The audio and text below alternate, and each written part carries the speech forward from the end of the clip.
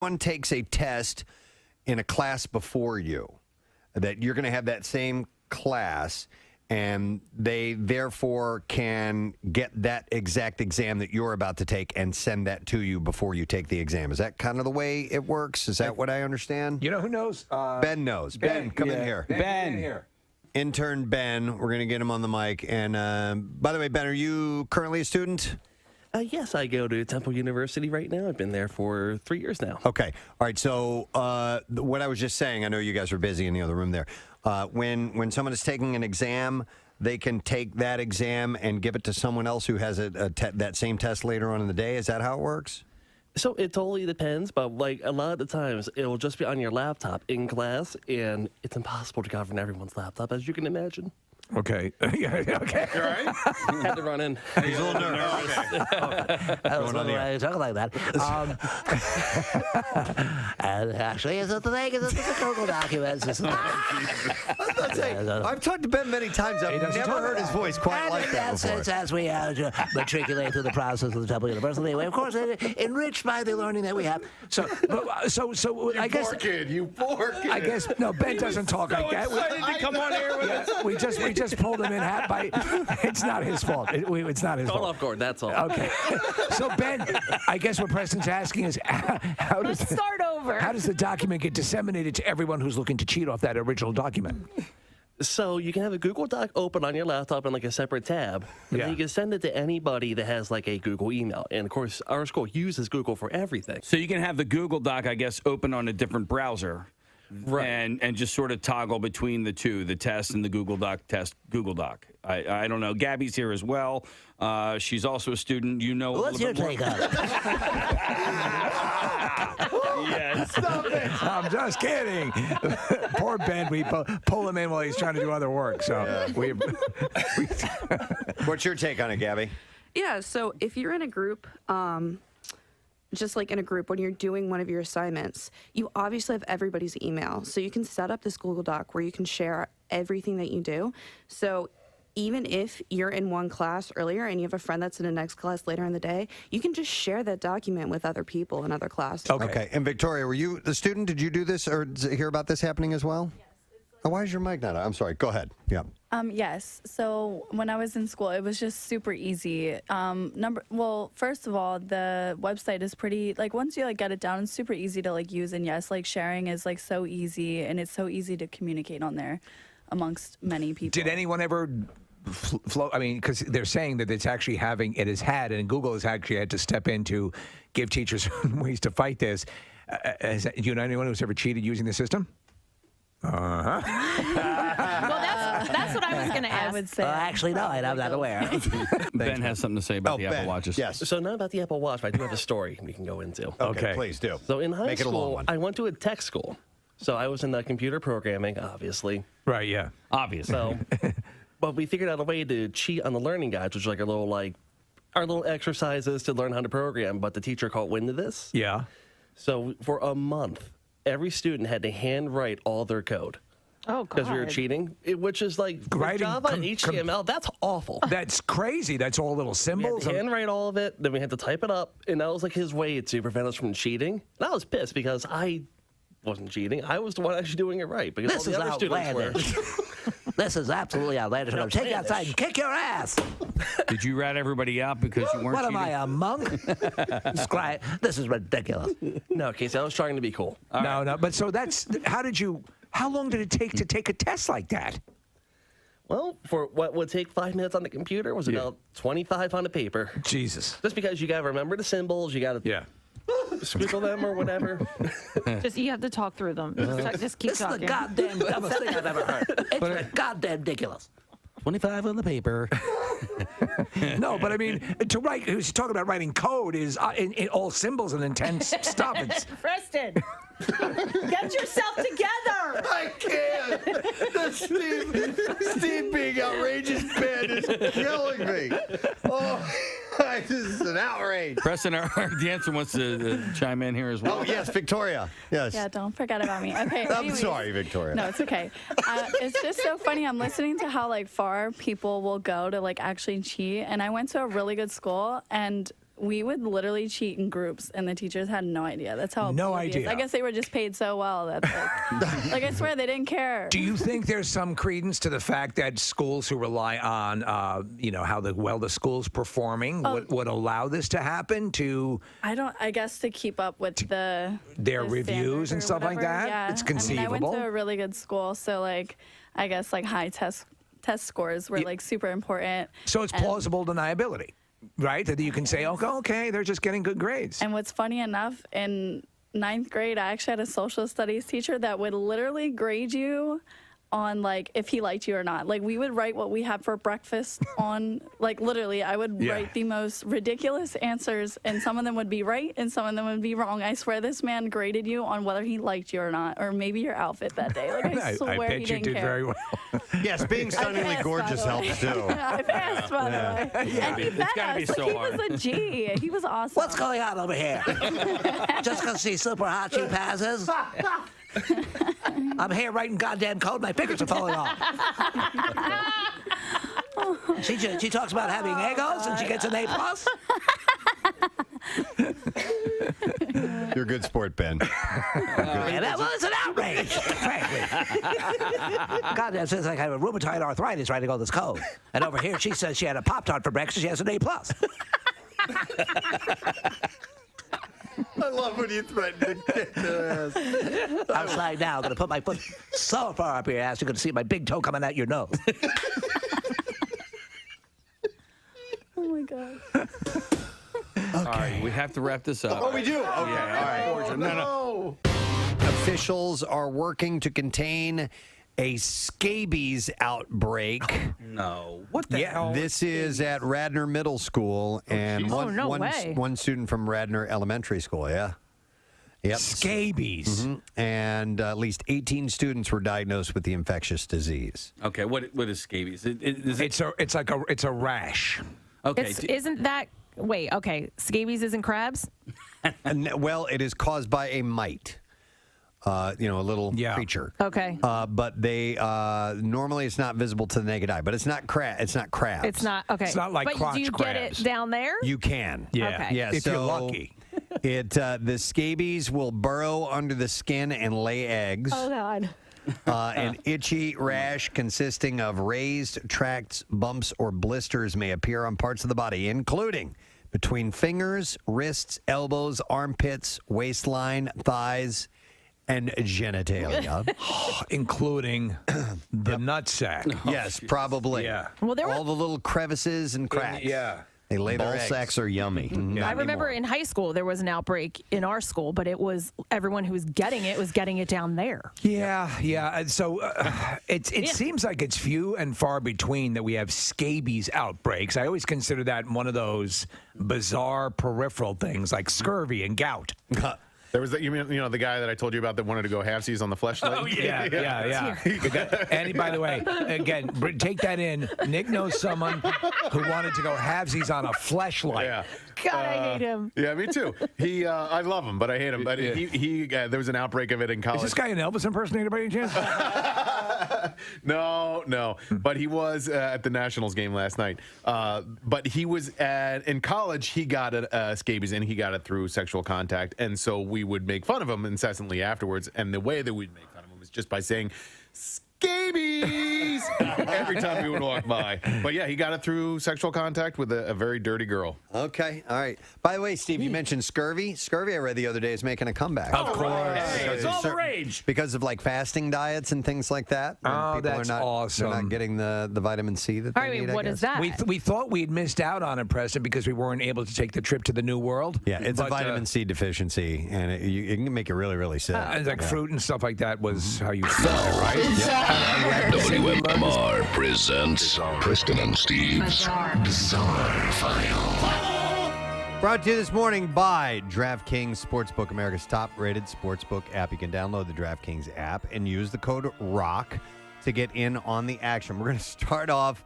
with this story. I love this. So a popular puzzle game got a third juror in the Elizabeth Holmes trial dismissed after she admitted to playing it during testimony to help keep her focused. That's unbelievable, especially a high-profile case like this. That is correct. So this is if you ever saw the documentary about this Theranos project. Big that this scam. woman was involved in. It was this huge, huge scandal. And so, like Steve said, it's a high-profile case. And according to a court transcript, the juror kept sudoku in her court-issued notebook and played it for around 7 to 10 days of testimony. Oh, my God. Christ. Just playing Sudoku? What an idiot. Well, if you go for jury duty, you have to sit. You can't read a book. You can't look down at anything. You have to stay 100% focused. Steve, even in the jury room. During intermissions, Yes. you are not allowed any books or anything to read. You have nothing but conversation with your other jurists. Yeah. That is all you're allowed. Not even during that time. Not a pinball machine. Much less when you're sitting listening to testimony. That's why you don't see an arcade back there, Preston. U.S. District Court Judge Edward Davila as juror number 5, Welland Chambers. Were you playing Sudoku? The juror said, I do have Sudoku, but it doesn't interfere with me listening. I'm very fidgety, so I need to do something with my hands. So at home, I'll crochet while I'm watching or listening to TV. Listen, it takes all of your brain power to work on that game. Right. Because it's very intricate math equations you're Right. trying to figure out. Oh, my God. Just give us about 30% when you listen. The shakeup leaves only 2 alternates in a trial that's expected to last until December. On Friday morning, Davila told prosecutors and defense attorneys for Holmes that he received an email from a juror. The court, and he said in this statement, the court had found good cause to excuse a juror. Davila told the courtroom upon his return. There were initially no explanation given for excusing the female juror. In Chambers, Davila asked the juror, so has this distracted you from listening? The juror said no. Davila asked, have you been able to follow and retain everything that is going on in the courtroom? The juror said, oh, yeah, definitely. An alternate juror was selected to join the main bench. The impaneled jury deciding the fate of Holmes consists of 8 men and 4 women. All right, then, who's on trial? Right, exactly. Exactly. Wouldn't be able to answer any questions. Insane. All right, for one luxury car driver in Austria, they failed at the fundamentals of driving and plowed their Lamborghini into a lake. According to the Austrian fire services in the town of Monzi, officers in the area were called in to recover a Lamborghini Huracan that had driven into the Monzi Lake on Tuesday night. And police reported that the Lamborghini was being driven by a 31-year-old Swiss person who apparently forgot which pedal meant stop and which meant go. Well, that's a basic, I think, especially before you hop into a Lamborghini. Law enforcement... Which one's the go pedal? Law enforcement said that the driver stopped to let their passenger out and then tried to turn the car around next to the lake. It's a beautiful car. They said the driver must have mixed up the brake and the accelerator pedals and drove backwards into the Monzi. Is the round one the steering wheel? The Lamborghini sank about 50 feet from the bank of the lake. 50 feet. Despite the sinking car, the driver was able to escape and swim back to land. They were later taken to a hospital to treat their injuries. I have nuggets in the car. The rescue effort required 5 fighters, a team of fire department drivers, a tow truck, and recovery crane as well. Is this like the third Lambo story you've had in I've as had many a few weeks? lately. Yeah. We had one last week. Somebody wrecked and just abandoned, and then there was one not too long before that. According to the fire service, the whole ordeal took about 3 hours to remove the Huracan from the lake. An Amish teen is facing driving under the influence charges after an officer stopped his traveling horse and buggy and reportedly found him passed out inside. I originally thought the horse was drunk. New Wilmington police have charged 19-year-old Enos Byler following the stop that occurred around 1:30 a.m. A safety officer noted that the police notified the police that he had passed the horse and was going west. There was a horse and buggy, obviously. Saw a male driver who appeared to be unconscious. So it was like the horse was weaving back and forth. No. Yeah. So the horse is probably doing just fine. Yeah. And the guy drove by him and saw that the driver was completely passed out.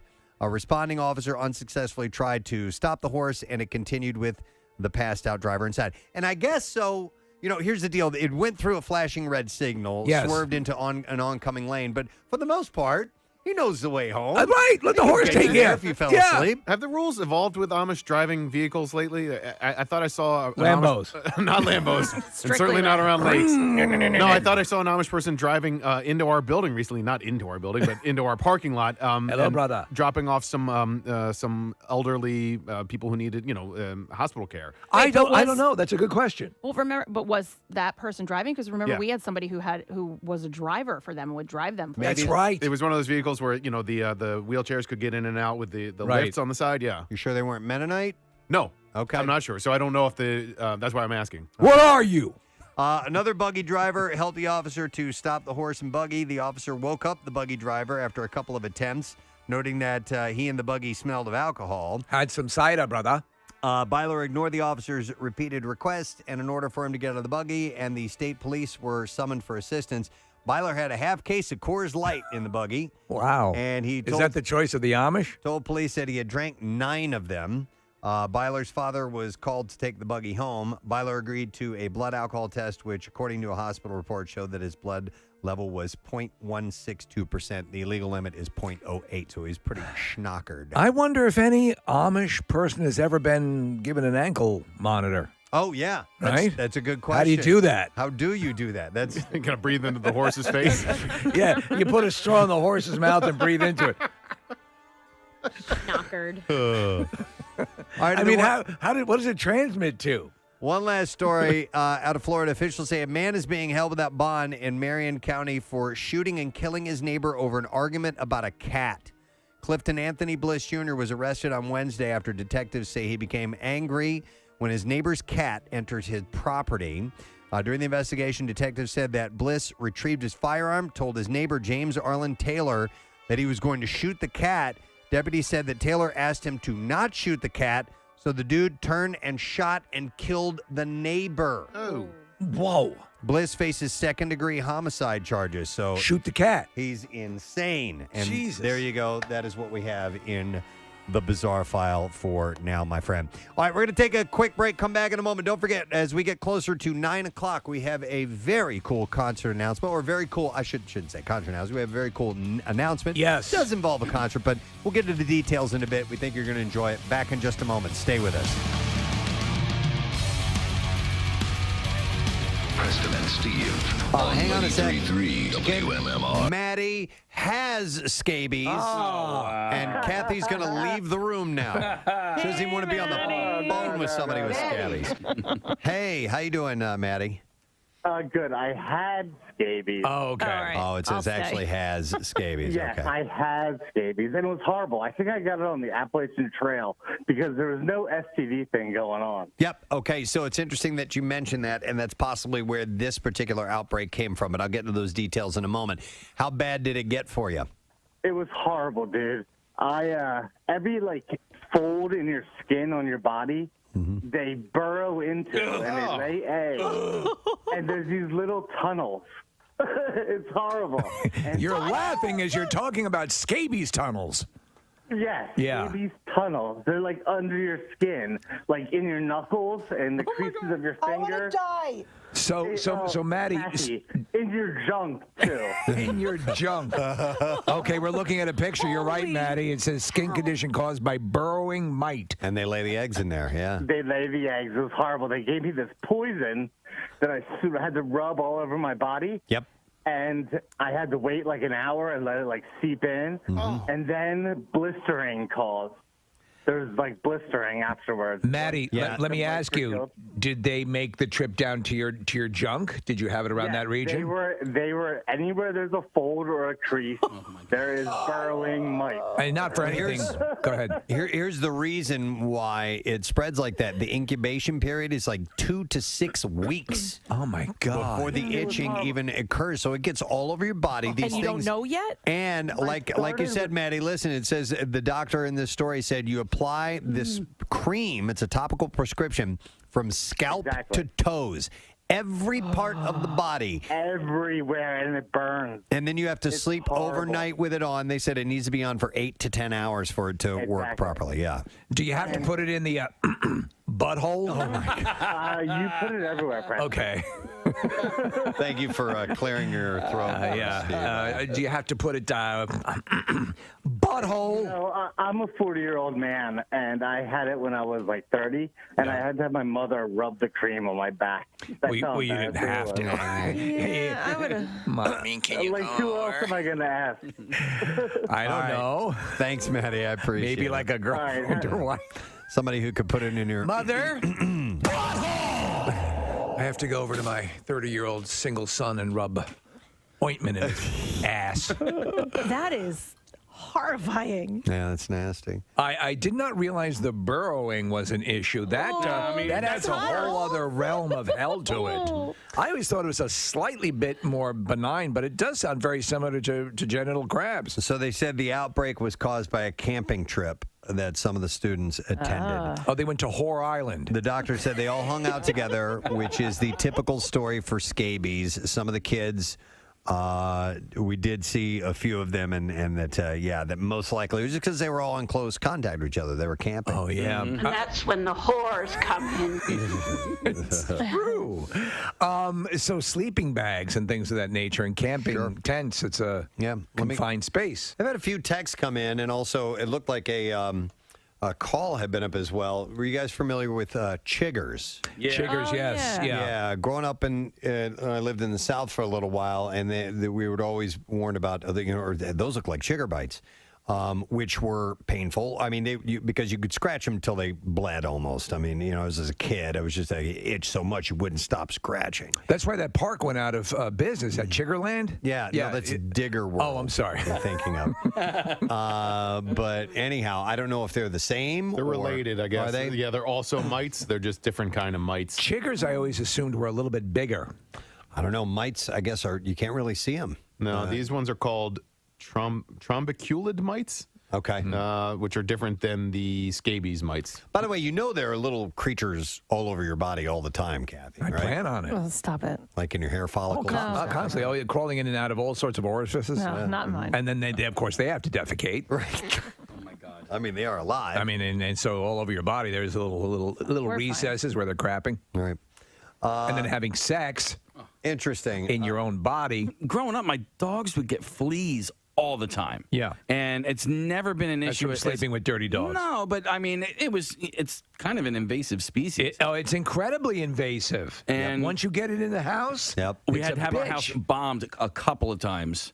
And because, my one dog, he would just kind of like hop the fence and run the neighborhood. So I don't know where you pick up fleas. Where do you? Anywhere. Any street corner. You should dress like slutty. Nothing quite like Scabby Welts, man. Yeah. That's the old bluegrass singer. His name is Scabby Welts, and he sold more records in Pakistan than Slim Whitman. Hi, I'm Scabby Welts. It's great here to provide you folks with music. Music that'll make you want to scratch. He and Boxcar Willie went out on tour together, so. But he died of scratching himself to death. Yeah. Scabby Welts. You remember Scabby? Yeah. From the good old Order days. now and get a second collection from Pussy Fistula. Oh, my God. Let's see if we can get an answer to our stupid question. Wow. I don't know who's on the phone. I don't know what they have to say. So I think our phone screener's messed up here. So this is Guess the Caller Wednesdays, Preston. It's a new thing. Okay. Hang on now. My phone lines aren't even lit up. Yay, okay. Casey has to do what's called retake the board. You need a gun? No, it's a little step process where he has to hit a few buttons. And can I try it? You can try. Go for All right, it. let me see here. Go for it. No, that doesn't work. It doesn't work. So now he's got to do Is this. this because of cleaning? Of course it is. Oh, it is. You touched something. I didn't do the board. Try now, bro. All right. Hi. No. It shows that somebody has them on the line right now. Did Bill Weston do the board? No, Hey, Casey, Robin did the board. Can you talk to them through that? Yeah, I can. Okay, Casey's going to interpret. Ask the person who's on the phone. Hey, WMMR, who's this? John, how you doing, bro? What's your All right. answer, man? What's the question? Ask John. So the angles in a triangle add up to how many degrees? Yeah, how many degrees, bro? Bro. He says 180. Is that right? John's right. Oh, my God. Casey, Hold the earpiece up to the microphone. Yeah, let's see if we can hear this. All right. Hey, wait. I got to wait for the bells and No, whistles. you'd have to put the other one so we could hear him. Yeah, this one. Yeah, there you go. Hey, John, can you hear me? No, Casey, there. Jesus. Let me try this again. John, can you hear me? John, say something. Can you hear me? No, we can't hear him. Casey's actually holding the handset up to the microphone. He was talking, John. Can you hear I know, him? but we can't. The mic. Yeah, just barely. By the way, I think he said his name is Ken. Now, is this John or Ken? He did say Ken. That's why I wasn't answering. All right, listen, Ken. Sammy's got to go. We gotta go. You won. Oh dear God! Wow. All right. Give him his goddamn prize. So the answer is 180 degrees. All right. I think we have it. I think it's I have fixed no now. empathy. Hold I on. have no Wait. No, it's not. I just hit the button and nothing happened. It's not. That sucks. It's not working, Case. Great. We were going to play the whoosh. Oh, jeez. Nothing is working. How did they clean the board with a hammer? No, we use Q-tips. Q-tips attached We to hammers? specifically didn't hit any buttons or unplug anything. Or you did. Or it push did. buttons You totally did. and had lesbian love on the board. Casey's trying to fix this so that we can hear that wonderful sound effect, but it's going to take a little while, so I'll move on. I bet you other shows can play woot woot. Okay, now the board just disappeared on me. Everything's shut down. I wonder if we're even on the air. Are we on the air right now? Oh, no. Marissa, can you go into the other room and just kind of give us a thumbs up? Let us know if you can hear us on the. I think things would sound different the radio in our waves? headphones if we But were this is on the air. longest emergency broadcast signal of all time. Right. It's literally the board, which is normally lit up with all kinds of crazy Okay. blinking lights, is now dead. All right, now it came back on. All right. Yeah. Yep, we're good to go. Marissa says yes. We're still on the air. Congratulations, guys. We were talking earlier about the three women behind home plate at the World Series, flashing their bibbies. By the way, did that make it on national television? yeah. It did, yes. Clearly. I don't care about the World Series right now. So. There was no mistaking it, and I find myself watching behind home plate a lot. I don't know I why, always do but too. I get distracted by it, and then you saw this coming on, and it was one of those things where the instant reaction was, "Wait, did I just see what I think I just saw?" Yeah, right. Are the mooning and the pressed ham as big anymore? I mooned somebody last week. You did last week? Yeah. I didn't. I was going to press Ham, but I didn't want to. It was down the hall at the other studio. I didn't see. Wait, our own coworkers? Yeah.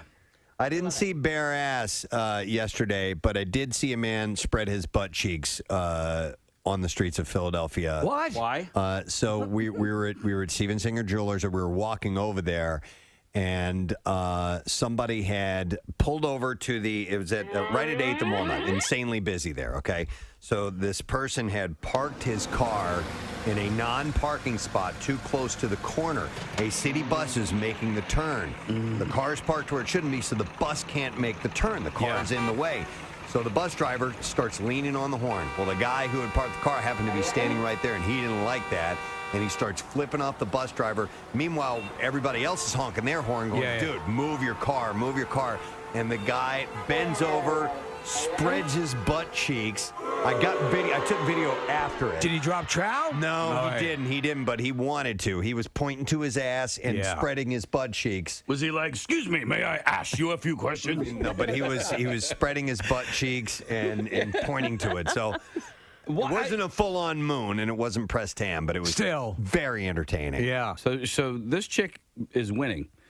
Yeah. Oh, yeah. Everybody's talking about Are you kidding me? Yeah, done deal. Totally. Yeah, of course. But she was winning when God gave her a DNA structure that ended up working out nicely. But this strategy has worked. Yeah. So the thing is what do you do next? What's how do you top that? I think you try to become a Supreme Court judge. Maybe you do that. All right, guys. When's the next game? Is it tonight? Yep. All right. You going to do it, Case? Preston and Steve butt plug. Behind home plate. What do you think? Do you think that'll get us some? What do you mean? If I put a butt plug in and I moon the camera and it says Preston and Steve on it. I didn't know.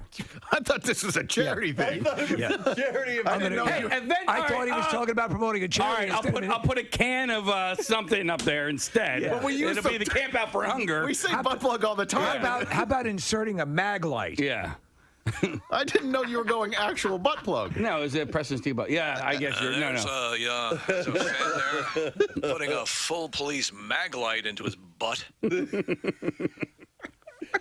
You know, the game sure has changed, Ralph. It's for breast cancer. Yeah. You got to get to Houston tonight, Case. It's not in D.C. Sorry. Yeah. Houston, maybe. Well, you see, D.C. would have been doable. Right. All right. How much for a D.C. was D.C. was viable, but Houston seems extraordinarily difficult. Wait, what did you say? How much for a mag light? Hi, thanks, Kathy. I'll share a little personal story. We've been waiting. If you don't mind. I have no idea what could have happened. Well, you tipped your hand a little bit. Well, you didn't tell us exactly what happened, but you indicated yesterday as we were having our conference call, which we do, before on Sunday night and all the way through to Friday, that you had something that was, and you didn't even mince words. You said it's the most painful experience of your life. Yeah, so I was having a great weekend. Friday was a blast. We celebrated Rochelle's birthday. Her birthday is this coming Wednesday, but we're going to be traveling to Chicago, so I wanted to have a little get together. So I got to thank Kathy's fall activities list and Max and Sam at Picture Book Picnics and Parties. I had them come out and set up this outdoor picnic. Was it awesome? It was fantastic. Oh, I got to try that. It was so cool. It looked great. And I just took one picture and showed you that. But our buddy Brian from Chorus Photography was a neighbor of ours. And so he came over and, of course, he brought his camera and took some great pictures. And I'll be posting those on social media. But it was excellent. We had this beautiful outdoor picnic party. And so much fun. Friday night, friends and everything. And then Saturday morning, 8 a.m., I just roll out of bed. It was actually before then I rolled out of bed. I go downstairs and I just have, I was a little bit hungry, so I just had one tiny little cup of cereal and a cup of coffee. All right. And then I had a little kind of rumbling in my gut.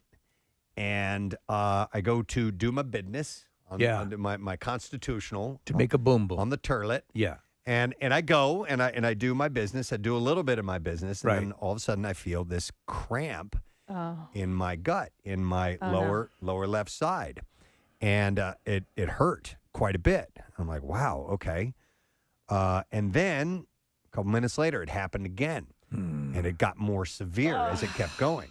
And it kept going and going and going. And Rochelle is asleep. And I eventually, about a half hour of dealing with this pain, I wake her up. I'm like, hon, I'm in a lot of pain. I'm like, this is really hurting a lot. Oh, yeah.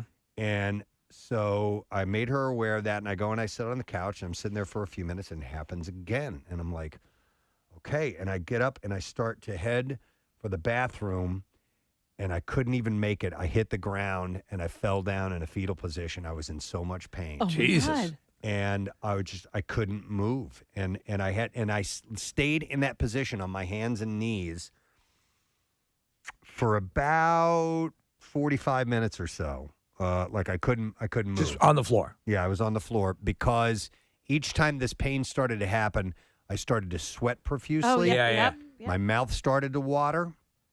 Vomiting. I felt like I was going to pass out and I wanted to vomit. And it kept going on and going on and going on. And eventually I'm like, she's like, you want to go to the hospital? I'm like, no, I don't want to go to the hospital. Well, after about 3 hours of this. 3 hours? Yeah, I'm like, it's time to go. We got to go. So she calls Dr. Mike. Sorry, did you try taking anything like Imodium or no Tums or anything like that? Okay. Well, yeah. I didn't want to take like Tums because I knew it was down deeper than that. It was intestinal. It wasn't stomach. So I did take. And what do you take for intestinal? Right. Yeah, I took an anti-gas thing in case there was some kind of gas problem that I was having. That stuff is anything gas related. If you have like profound gas issues. It can feel like a heart attack. It can feel like food poisoning. It can feel like everything. So, did you vomit at all? Yeah. Eventually. Okay. So we get Dr. Did you want Mike, more cereal? We get Dr. Mike on the phone, and so he's telling us, he's like, okay, yeah, you definitely need to go to the hospital. And Grandview Hospital is closest to us. He said yes, and he said they've got a good surgical staff there if it needs to be that. He asked what side. I said it was the left side, so he knew it wasn't my appendix, which is your right side. Unless your appendix had traveled. Unless it took a little trip over that way. And so his concern was that I might have diverticulitis. Right. Okay. So we get to the emergency room. I'm sitting. Thankfully, there was nobody in the waiting room.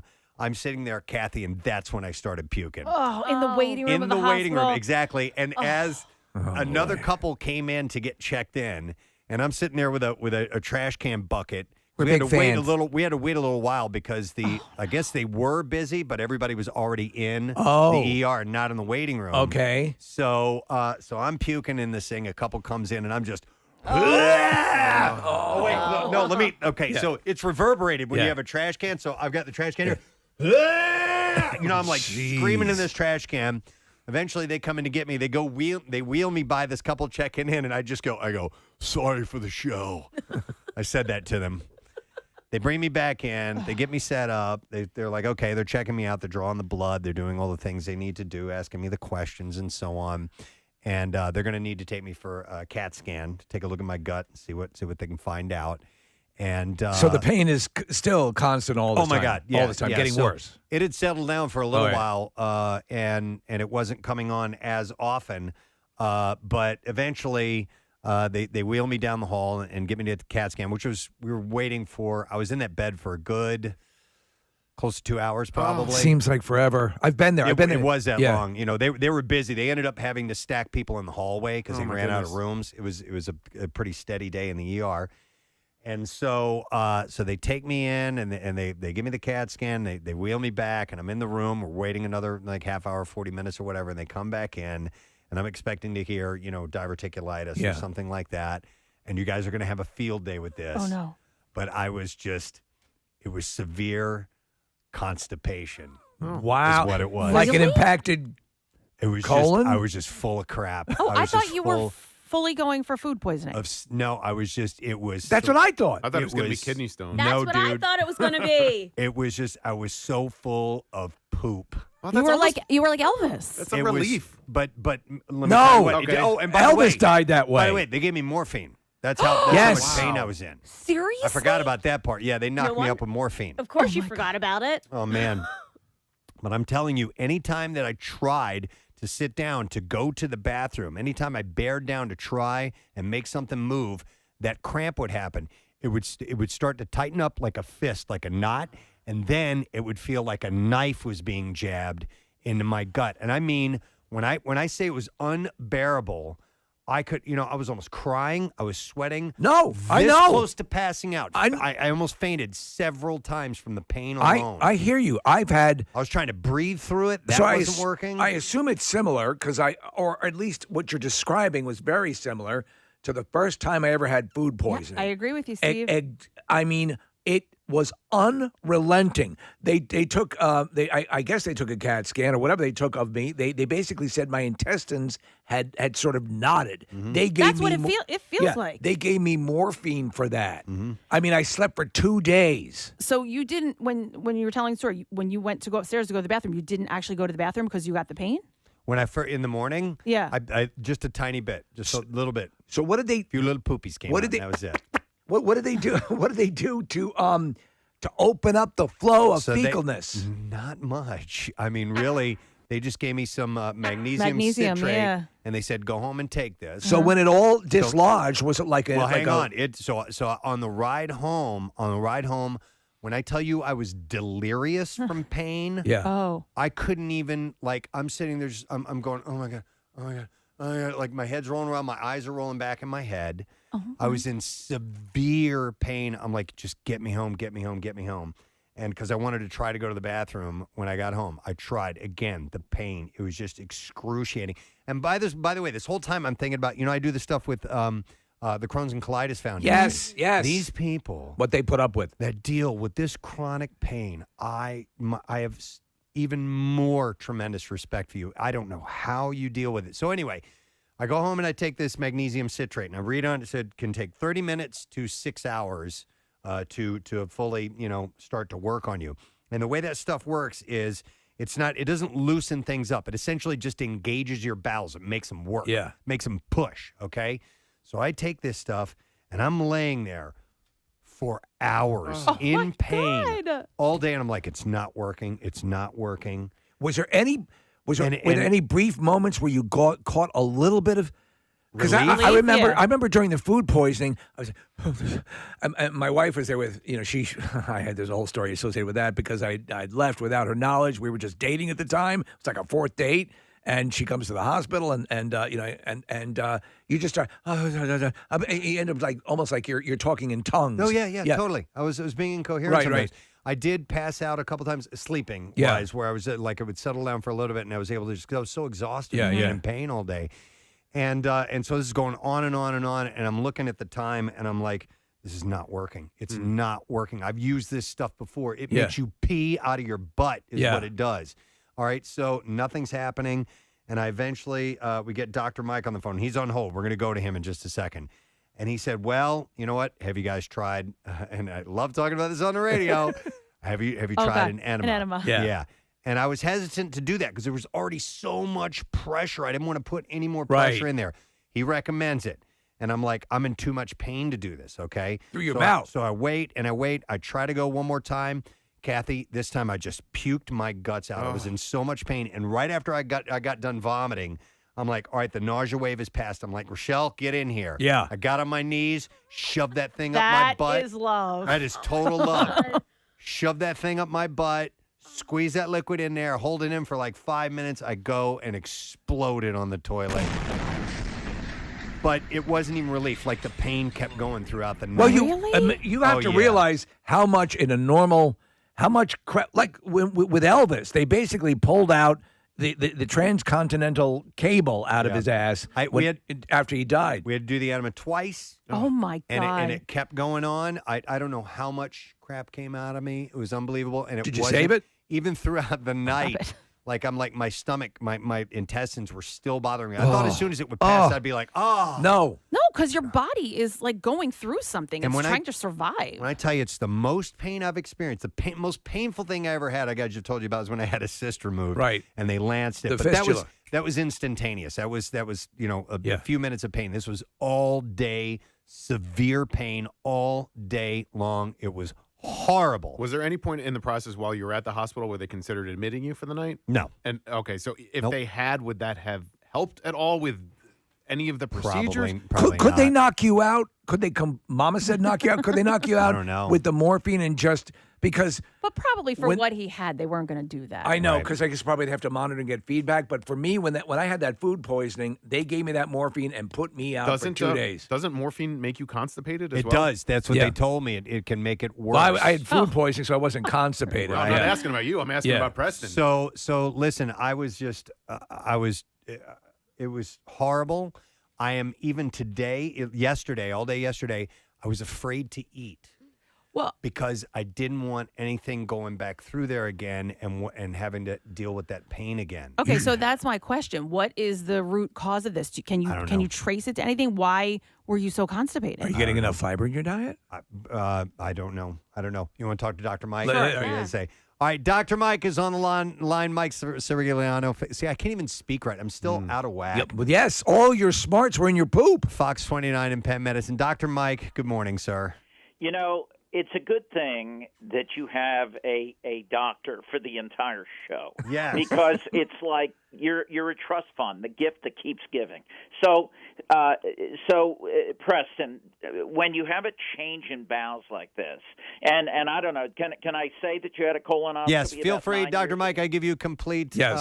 freedom all to right, speak of okay, my all right. medical conditions. All right. Dominus so Sanctus Praetus. about 9 years ago, you had a completely normal colonoscopy. And that was the first thing I looked at to make sure that there was nothing weird going on. But when you have a change in bowels like this, even if it was as simple as a fecal impaction, that's where the stool gets so hard it's like cement and makes it hard for you to evacuate. So that's why I sent you to the ER, because it could be a number of things. I mean, I was hoping it wasn't anything horrendous. But when it comes down to it, we worked from below. That's why we did the enemas. And I was a little nervous about continuing to give you stuff from above, because then it can make you feel distended. And if you're not going, then you can get into worse trouble, and you would have ended up back in the ER again. Man. So given all of that, I think, one, you need to increase the fiber in your diet. But secondly, when you're done with the Hall of Fame and the Camp Out for Hunger, your ass is mine. Wow. All right? I always will be, Mike. You're going to get a colonoscopy, I know. Big Daddy, okay? Because the bottom line is... I just had 2. What? Well, I know. Well, Steve, you know, you're another one. I give you a special dispensation. Yes, okay. I mean, everybody's colon is being looked at, everybody, and rightfully so. I mean, when you have a change in your bowels, and this is so important for everybody listening, if you have a change in your bowels, or you have unintentional weight loss, or you have blood in your stool, you can't just assume it's a hemorrhoid. You've got to take it seriously because the incidence of colon cancer is going up, even in young people. But this could have been simply that you had a fecal impaction and it caused problems. But I was worried about all kinds of things. Well, yeah, don't make his mind race now. But I mean, I think ultimately, so a lot of this can be avoided. If you see this crop up from time to time, Dr. Mike, does it usually, at least in a more innocuous level, pertain to the amount of fiber in someone's diet? Well, fiber is an important part of this, and I think that the American diet, for the most part, many times lacks fiber. You know, we're all processed. We're eating processed foods, and that's why we have diverticulosis, which are these outpouchings of the colon, and they can sometimes get inflamed and infected, leading to a condition known as diverticulitis, and that's what I was worried about. Right. But you know, food poisoning, I've never seen it present with significant constipation. I suppose it could, but usually with food poisoning, you are just vomiting and puking and have diarrhea and a lot of other symptoms. It didn't really strike me as food poisoning. It struck me more as an abdominal process. Well, so you have to take abdominal pain is like chest pain. You can't fool with it. You can't just like try an enema. You have to go and get checked out and get the CAT scan and make sure that everything's okay and not a serious condition. Could this pertain to Preston's diet, which is he eats adventure and danger for breakfast? Hey, well, listen, I actually do have a question for Dr. Mike. So the times that I've had a similar sensation, but not this kind of outcome before, but when I've had that kind of cramping thing, and it's been years since I've had an issue with that something like that. I seem to remember eating pasta, having that in common. But I've eaten pasta for ages and never had a problem with that. You know what I mean? But it seems like each time I've had that happen, it's been with that pasta could be the issue. Common denominator. Was it a high protein pasta? Was it something different out of the ordinary kind? Yeah, I'm Italian. I know my pasta. Not really. But, you know, Mike knows his pasta. I think, and the colonoscopy will seal the deal for us. It's possible that you were dehydrated. Maybe you ate too much in the way of things that could lead to a constipation, and that's what happened to you. But I think the enemas now. You folks, you can't just go do an enema. No. Because if you have diverticulitis, that would be a nightmare from hell. Okay. So this was the kind of thing where you had to have a CAT scan to make sure everything's all right and follow it up with a colonoscopy. Okay. In fact, I'll bring the colonoscopy No, to the thank you. Chicago That would be awesome. To Chicago? Hall of Fame. Oh, Hall of Fame. there. The one that I... On the state, no one would ever forget that. That's the one. Top that poll, Harvey. Right. All right. Well, look, I'll wait until 3 hours, and another one of you will call me. I called him last night. All right, quick question before you go, Mike. Before I so We're a things like mess. Metamucil, would they work for Preston? Yeah, I like soluble fiber. There's I think it's Benefiber. I think it's the name of it. But there's a number of fiber products that you can take. But I mean, I would do things. One, I would definitely stay hydrated, drink plenty of fluid. He does. And make sure that you increase the fiber in your diet. And you can call later. My nutritionist is here, and she can talk to you about the best dietary approach for now. Okay. But again, we've got to look up there and make sure there's nothing else going on. All right, I'll let you get. Are you having a problem with your BMs? Yeah, I'll let you get up there, Mike. You know you have an open. Well, I don't go up there. You don't go He all writes the way the up there. script for You it. go into a couple knuckles, but that's about only it. to my wrist. Only to All his right. elbow. Love you, Dr. Mike. Love you.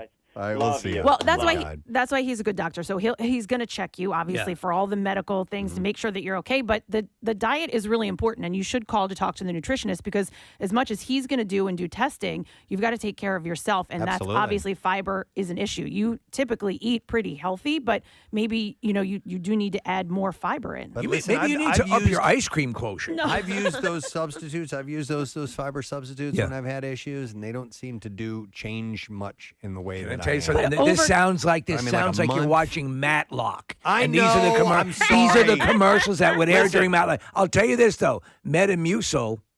Jesus Christ! I know, dude. Metamucil works. All right. I use it. And then when I'm sitting on the couch and I'm watching Andy, solve a the crime. crime as Matlock. Jesus I Christ. prefer Murder She Yeah, Wrote, Murder but- She But I Wrote. wasn't talking about supplements. I'm talking about actual food. And if you change Okay. that over time, if that is the only issue you're dealing with, it will help you. Let's go to the hero, the one who Oh, poor administered thing. said enemas. We have my lovely wife, Rochelle, the birthday girl, who's on the line. Happy birthday. Happy birthday! Yeah, Hey, how are you? wonderful. What do you want to share, So- hon? I wanted to say it was like watching you go through labor and give birth multiple times. Like wow. it was. He was like passing out or like leaning up against a stool in the bathroom. I mean, it was intense. I really felt bad for you. We had this in one of our powder rooms. We have this little kind of like, it's a small like desk thing that we can set magazines and stuff Right, on. right, yeah. I scooted that over in front of me. I'm like, honey, bring me a pillow. And I just had it in front of me, and I stayed on the toilet Wow. with my head on it. I've and been by there. the way, I didn't say anything, but I'm doubled over in pain. And Rochelle's going, wow, it's like you're going through birth. I'm like, in my mind, I'm like, don't throw the I went through childbirth thing at me right now, honey. Don't do that. Yeah. I didn't say that, but Yeah, I I was know. thinking that. But it was true. I was thinking about it. I'm like, oh my God, women, God bless you. I have no How can you do concept. it? Yeah. How can you do it? But the worst thing, also from your point of view, Rochelle, is that you're the person you love. You hate to see them go through that, and you can't do anything. Other than just provide basic comfort. It's ultimately frustrating for you too. Well, and what we were missing was Kathy watching the birth. She was there for Caroline. Thank you for not inviting You me to missed that this one. You want to go? Want to see a poop baby get born, dude? I'm gonna share something. And how can I do this delicately? As I am fully naked, on my hands and knees in the bathroom. With my head down, by the way, and my butt up in the air. Right. And my view, I'm looking back underneath. Right. And I see everything swinging back there. I'm thinking to myself, I wonder what this looks like from the other side, the view that my wife has of this right now. Oh, my God, this is so hot. I'm into this.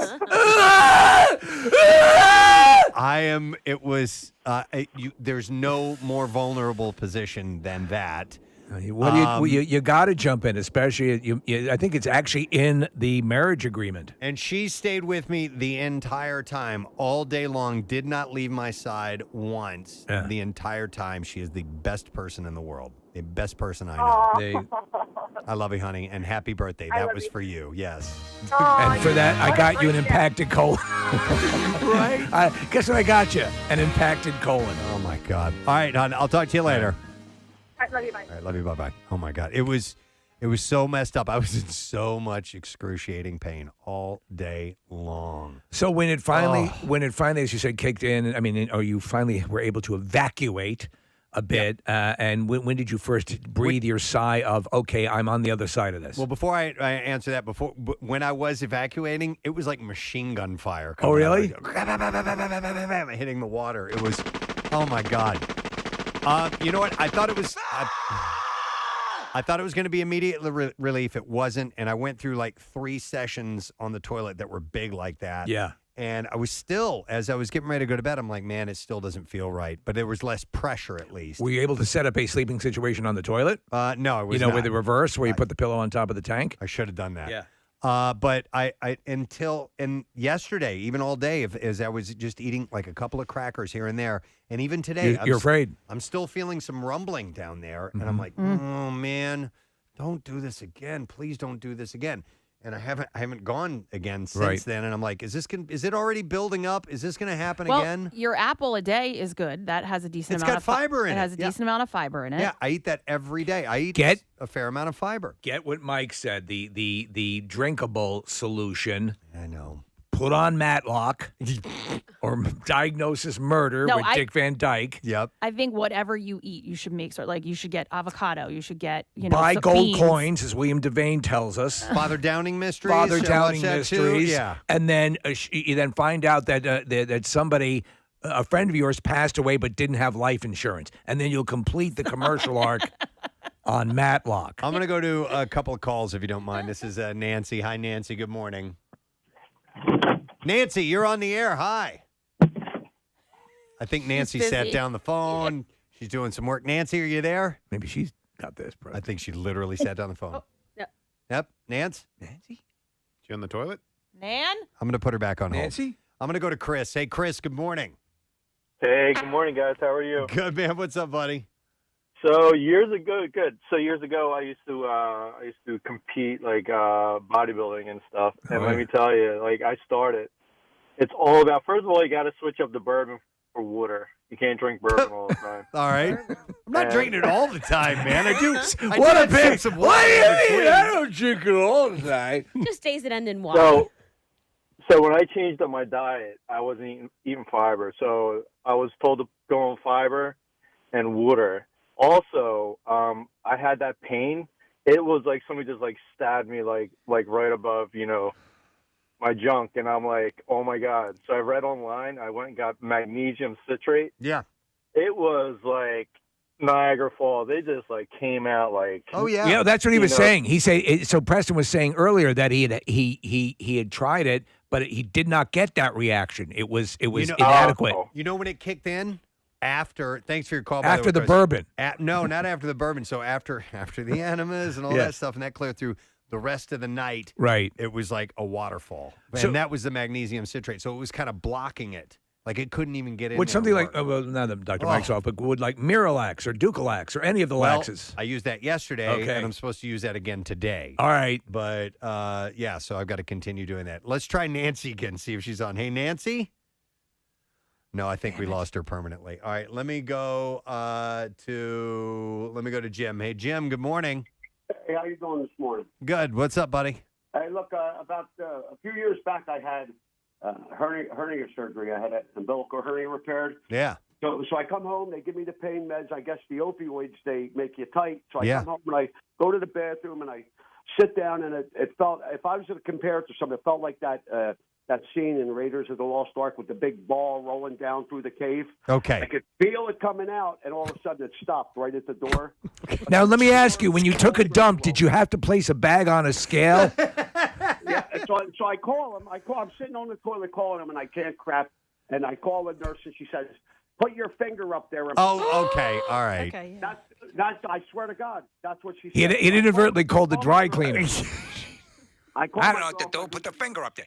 So She how comes over with the enema. I stand in the bathtub. She sticks the enema in. She says, "Hold your cheeks." Now, first of all, that thing has an exit only sign on it, but she's inserting this thing. Stand in the tub. She says, "Hold it." I don't know if I can continue on this story. we're or like not. we're dancing on the edge here? Yeah, yeah. So Oh, did you? Let me ask you. I won't jump over the edge. So Jim, did you stand down eventually? on the toilet. He's on a tear. Jim, did you eventually evacuate? Did it eventually work? What's that? Did you eventually go? Did you crap? Did the enema work? Oh my God! Like a school bus driving out of my took it. Okay. And did it ever happen again? No, not, it was the surgery. It was the opioid. I guess. Yeah. So that's so you bring up a good point. When I had my prostate surgery, Jesus Christ, this sounds so hard. I know, When dude. I had that surgery, you could any of those things, any painkillers will cause constipation. You think Jim tells that story at Thanksgiving? Yes, I do. Yeah. Well, listen, I got around, kids.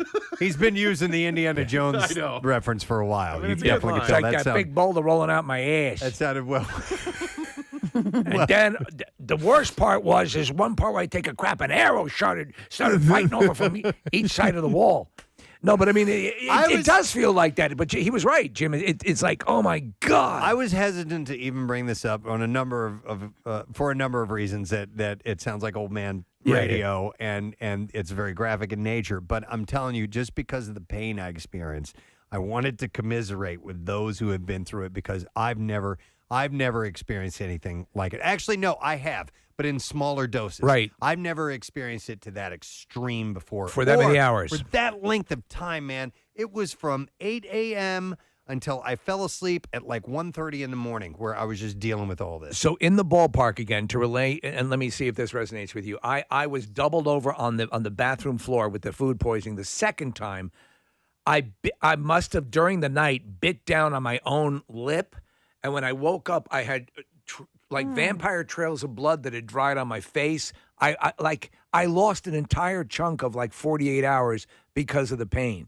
And that's so when Mike was talking about that stuff, the gas or so Elvis died, as we said before, from an impacted colon. It had actually turned white, apparently. I think he ended up like it caused a heart attack. Yeah. Or it was. I think he was probably dealing with so much pain that he went into cardiac arrest because of it. Because I'm telling you, man, when those cramps were hitting, it was like clockwork. My body heat goes up. I start sweating. My mouth, I started drooling like sweat, and then I started feeling nauseous and lightheaded. Leaned over. I'm talking to myself. I'm saying, not again, please, come on, man. Yeah. Like I'm talking to my own body, going, don't do this to me, And it was this cycle all day long. Let me go to Claire. Hey, Claire, good morning. Hi, can you hear me? Yes, I can. Okay, I'm going to try to make it quick. I had a similar incident. I ate some very bad food, rushed to the hospital. They told me I had a blocked bowel and that they were going to give me a couple of hours to get a surgeon together, blah, blah, blah. Thankfully, it just cleared itself. No kidding. I went home and it was fine. But anyway, I ate tempura and an entire sleeve of Oreos. Was that under doctor's recommendations? I'm going to write your prescription for Oreos. So anyway, I want to warn you. Sometimes I listen to you guys and I listen to what you're eating, what they're bringing in the station. You guys eat some bad food. But my final comment. Well, we don't sit Well, here to be and honest, gorge on no, that we're- stuff. yeah, this- We yeah. will sample it when they bring it in. We're not. I know what you're saying though. You're Claire. right. There's a lot of fried food that comes in here, and yeah, absolutely. On it. So anyway, my final comment is I am completely cured of any issue with this at all by adding one thing to my diet. Someone suggested right in the supermarket you can get a little bag of flaxseed. Flaxseed. I've heard flaxseed, And yes. chia seeds are good too. It's F-L-A-K, I think. But anyway, so if I'm having toast or I'm having yogurt, I sprinkle a little bit of that in whatever I'm eating, and I like seeds and nuts, that sort of thing anyway. I'm telling you, cured. Try it. Okay. All right. Thank blow you. Blow that O-ring right out, Preston. Appreciate it. Oh man. You do a core dump. But listen, and when the doctor came in and told me the problem, I'm like, okay, so all right, we got your blood work back. Everything's completely clean. I mean, you're fantastic in that department. The CAT scan, no diverticulitis, none of that. But she goes, you're just constipated. And my response was, really? That's what I said. I'm like, that's it? Are you serious? I'm in this extreme pain because of that? And I came in here and I took up a bed in your emergency room because of that? This is what I'm thinking. I didn't say all not of knowing, that. And I'm like, I felt like such a tool for being there in the first place because of that. What are you going to do? You didn't know. I was in extreme pain. You didn't want to play wheel of abdominal issues. I know. Would you try colonic if that was No. recommended? If I'd do anything if it was recommended. Anything at that time to get me out of that pain, I would absolutely do it. but I've never heard a doctor recommend that. That's what I was going to ask Dr. Mike. I'm curious because I know people who really like them. High colonic?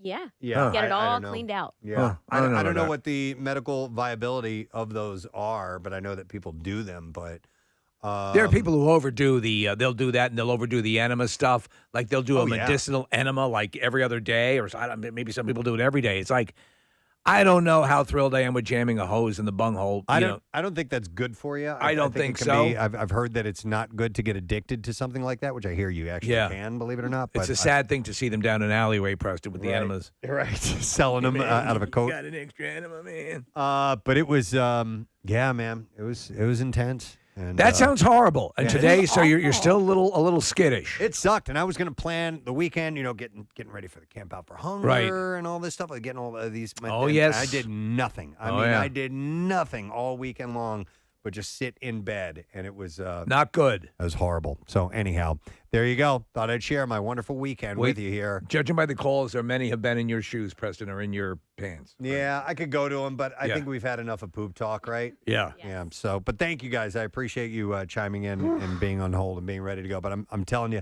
and with the, like when I do this stuff with the Crohn's and Colitis Foundation, what people go through, those internal problems that they have, it's just, I don't know how you can cope, and hopefully they can find a cure for a lot of these IBD issues that people are dealing with. With that, let's give away some donuts. Yay! I have Dunkin' Donuts. That's good for high in fiber, right? I don't think know. yes. It's awfully tasty. Eat the cardboard box, too. And if you got a good system, they'll be just fine for you. You can get running at Dunkin', by the way, with $2 medium iced coffees, which is wonderful from 2 to 6 p.m. It's your perfect afternoon pick-me-up. We'll take caller number 12 and give you a $50 gift card, 215-263-WMMR.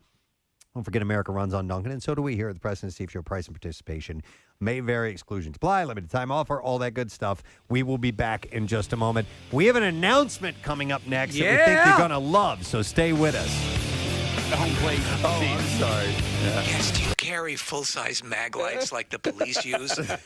It's for my butt. Do you check that, or you buy it when you get to Houston? Like You can buy that when you get to Houston, What's yeah. that? Yeah. Oh, it's for breast cancer month. Yeah.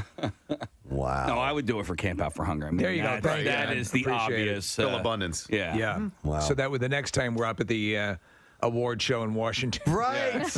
They remember, they play little clips. I'm Kelly Ripa, and everyone was moved to tears when Casey put a mag light in his butt. And said, F hunger in the butt. Those inspiring words are now etched on marble.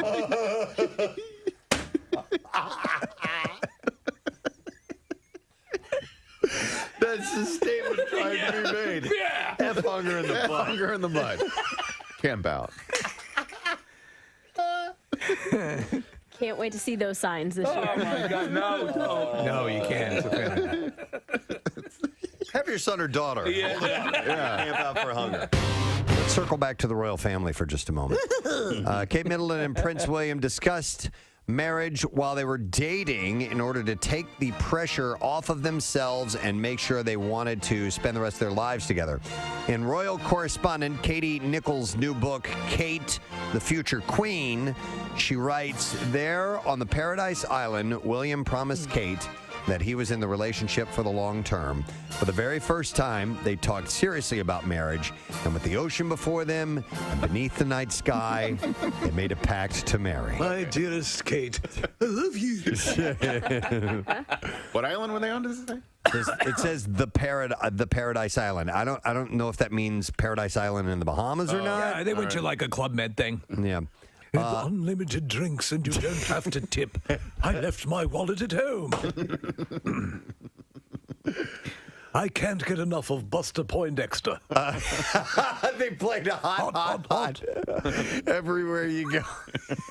It's like Marley in Jamaica. Hey. Totally. Oh, my God. He's walking. He's got 2 drinks with the little umbrellas in his hand. Do a little sachet. ID. As the music's playing. More jerk chicken, please.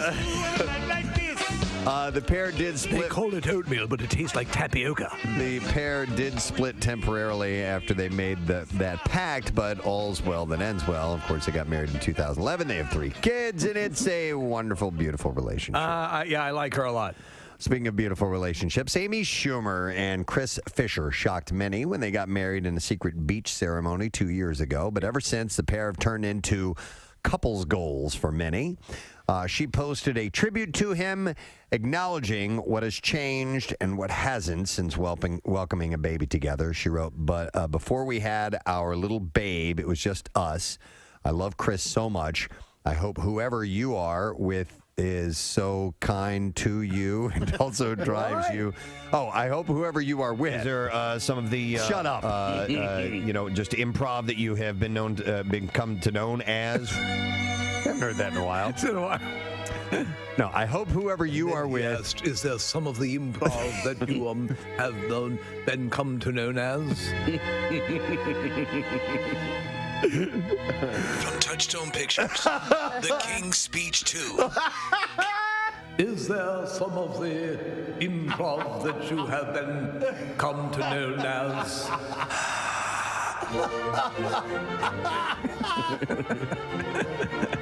Oh my God. Oh. I love that idea. I absolutely love that idea. Pregnant Meghan Markle's sartorial choices. Yes. These are clothes? Clothing, yes. Okay, sartorial. It's what she likes to eat at the food court. Oh, okay. No. Frequently give fans a double take, generally for their stunning elegance. But some are wagging their fingers at the Duchess of Sussex for the skirt that she chose to wear on the final day of her royal tour of New Zealand, Fiji, and so on. It was a full cooter shot. Well, it was up above her waist. No, it wasn't. She paired a stunning royal blue Givenchy sweater with a sheer blue pleated skirt. So there was some see-through to it. Well, you know what? She has. Oh, wow, yeah. Yeah, I see it. But she has had a higher than they usually like the skirts worn with members of the royal family, but nothing outlandish. Whenever she's out, but she still looks elegant, you can see the shape of her panties. Yes. I mean, that's a little Does sheer. it matter that there are sexy photos of her on the internet to the royal family, do you think? Because, when she did Suits and she did some modeling There's a whole stuff, bunch of it. Yeah. And Nick, she had actually just done one prior to this whole... To meeting Prince Harry? Yes, and it's excellent. And the whole family received a portfolio of all of this stuff and said, here's what we're dealing with. She's a beautiful woman. If you need me, I'm going to be reviewing these photographs in my chamber. How long is that going to take? Wappa. Fwap. That's it. The fappening. Wappa. By the way, That's the royal family version of fap. Why does this all have to rest on her shoulders? Like, why doesn't she have people looking at her going, yo, dude, I can see your panties? But she makes the final choice. Yo, dude, I can see your panties. So the Kardashians won big as well last night. And they had a weird speech. They were trying to thank firefighters and stuff, and they They actually made their win a tribute to the firefighters. And listen, see if you can hash this out. Yeah. Okay, here we go. It's been a really rough week in our home in Calabasas, Hidden Hills, and our neighbors in Thousand Oaks and Malibu. Our hearts are broken from the horrific shootings and those who have lost their lives and homes, as well as the hundreds of thousands of us that have been evacuated from the devastating fires that are currently burning. So thank you so much to all of the people that have voted for us. This is such an honor. Did you make that leap there? Did you make that leap? Okay. There's a lot of fire out there, but thank you for voting for us. Are they dedicating the award? It gets to that at the end, yeah. All right. I'd like to dedicate this win to all of the firefighters, the law enforcement, and the first responders. Okay, that makes more sense. Okay. I'd like to thank the people what put out the fires. Like, it just doesn't seem very genuine ever when it comes from them. You can see the guys who are really, eating smoke and battling flames up. I got great news, guys! Kardashian win was dedicated to us! Like I can just see them sitting around. Like when we win, we should like dedicate to somebody, so it makes us look good. Listen, I want to tell everyone up there on the mountain, you guys are doing a great job. The Kardashians have donated their win to you on a Field Choice Award. I just want to carry that into the fire with you. That's the chief going on the radio to tell all the guys. Attention everyone, Kardashians have donated their win on the People's Choice Awards to you. So I hope that inspires you to go marching into those flames and that super heat and that whipped up win. No word on Little Women LA yet. Yeah. No. So the only reason that I might consider something like that is after grooming in my intimate areas, is that the stubble sucks. Prespo, I'm waiting. One second, honey. You get a little itchiness for a day or two. So what do you use? When it freshly grows use back an in. electric shaver? Yeah. That's what I use electric for safety, razor. yeah. And I like to be shorn tightly for that porn look.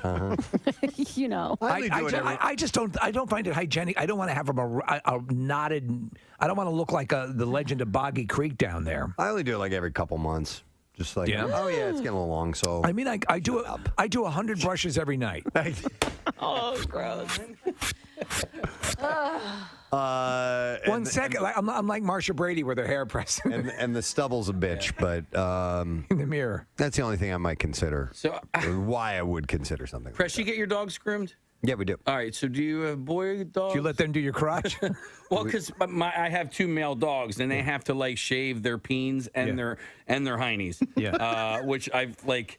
Did you ask if I avoid the dogs? No. I'm sorry. Okay. No, I was going to say. You get thrown off by the peens and heinies. Do you have a boy or a girl? We or did both? the nails, the teeth, and the peens and heinies.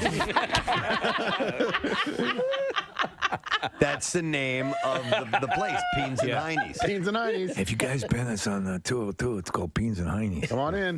By the way, I heard Casey on the phone with his groomer the other day, and he was like, so I've been told when I bring my dog back that he's not too calm and that we need some extra help. I had to give him a big dog. I had to go and get sedatives for him. I had to go to the vet. Poor thing. Dude. And what's crazy about this, and Steve, you can probably attest to this, is that dog is the dog that I want to introduce to strangers because he's so loving and nice and all that stuff. And the other one, check out that peen. But the other dog, who will like literally tear a stranger to shreds, is fine at the groomer, right? Like it's like they change personalities when they get. And my cats were the same way at the vet. I use the service that comes to the house. Yeah, I should probably have that.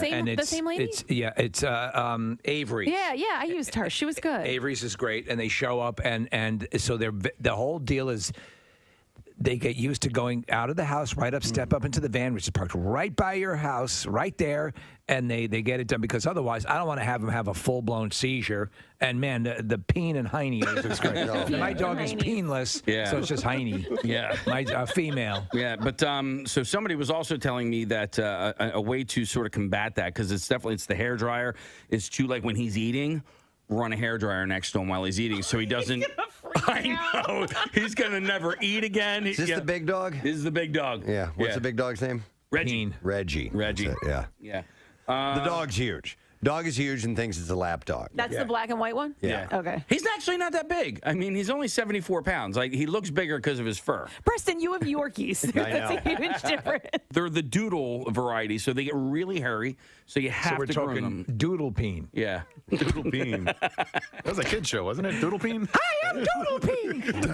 On today's adventure, we teach you how to shave your ass. Shave it real good. Doodle Peen. Showing you how to groom your genitals.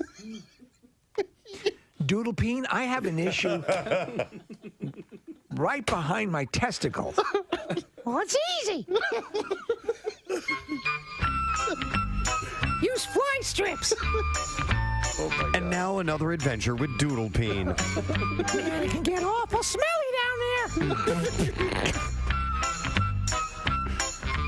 Oh my God. Like a filthy whore. Hey, we're gonna wrap this up. We gotta start wrap it up. We gotta Hey, start on kids, the road. tune in next week for another episode of Doodle Peen. All right. With that, we're going to take a break. I Kylie Jenner has been hanging out with Drake. Oh, great. A month after her split from Travis This Scott. story keeps coming back. Do you think there's something going on between them, or do you care? I'll give you both questions. Well, I don't care, but most of these stories or most of the comments from quote-unquote sources say that they're just friends. They've known each other for a long time. I'll tell you what, we talk about the surgical enhancements, and we talk about, the people who overdo it. Whoever, I mean, if you look at Kylie, she's an attractive woman. Yeah. Besides the lips, there's she's had a ton of other work done, but nothing where you see all the lines and zippers and all that stuff. Yeah. I mean, listen, it's almost like I get mad because it's you're a billionaire because of what you look like. And that's not what you look like. It's, like A-Rod, is he going to get into the Hall of Fame for baseball because you were juiced up half of your career? So it's almost like your numbers are tainted. Well, the most clear aspect of the whole hypocrisy of this thing is that what got her over the threshold, what started the Kylie Jenner empire, was the Kylie lip kit, and her lips were surgically enhanced. Yep. I say to you, Greg. But is it an indictment of the country? I'm wearing Kylie lip today. Oh, I hate you. I know. Why? That actually looks good. I told you I bought it. Yeah. I know. I got it at Ulta. I tried one color, and I like it. It's pretty good. You're giving her money. I want my lips to look good. All right, Yeah. get off my back. Doesn't look like you're wearing anything. That's like Kylie genius. That's what it is. That's what I got. I got kind of like a neutral color. She is. It's like the Emperor's New Clothes. Yeah. It's doesn't even. All right, anyway, got it. Without all of the surgical enhancements, she's still an attract. She's East Delco hot, She's right? cute. Yeah. East Delco hot? Yeah. I think she's just Delco hot. Yeah. No, I mean, she's not Radnor hot. I see your point. All right. Emmy-winning SNL actress Kate McKinnon is set to headline a new series on UCP. The hell is that? I don't know. Is it the Paramount Network? I don't know. Is that Uck? The series, it's Uck. You guys watch Uck? The series. All right, thanks, Kath. So we have an announcement. Yes. Today. Drum roll, please, Marissa, if you wouldn't mind. So we are going to roll this out and get you the details that you need to know.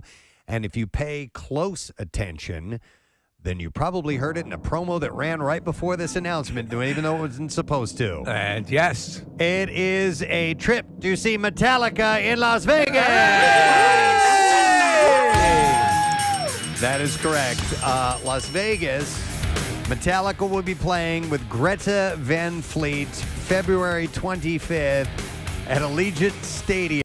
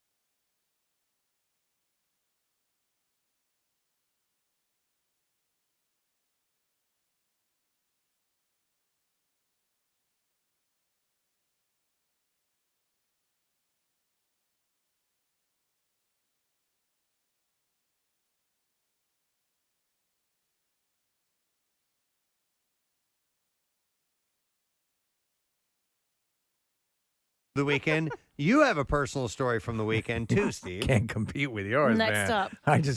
I had a decoration stolen off my porch. What? That was it. Not like you, but yes, it sucks. So but I just figured I'd make mention of it. Which one was it? My big demon, who's overseeing everything that is basically, on my front yard there. I always do up a nice display. I like to do it for the neighborhood because I see all day and all night people coming by, kids coming by and taking pictures, and they really love it.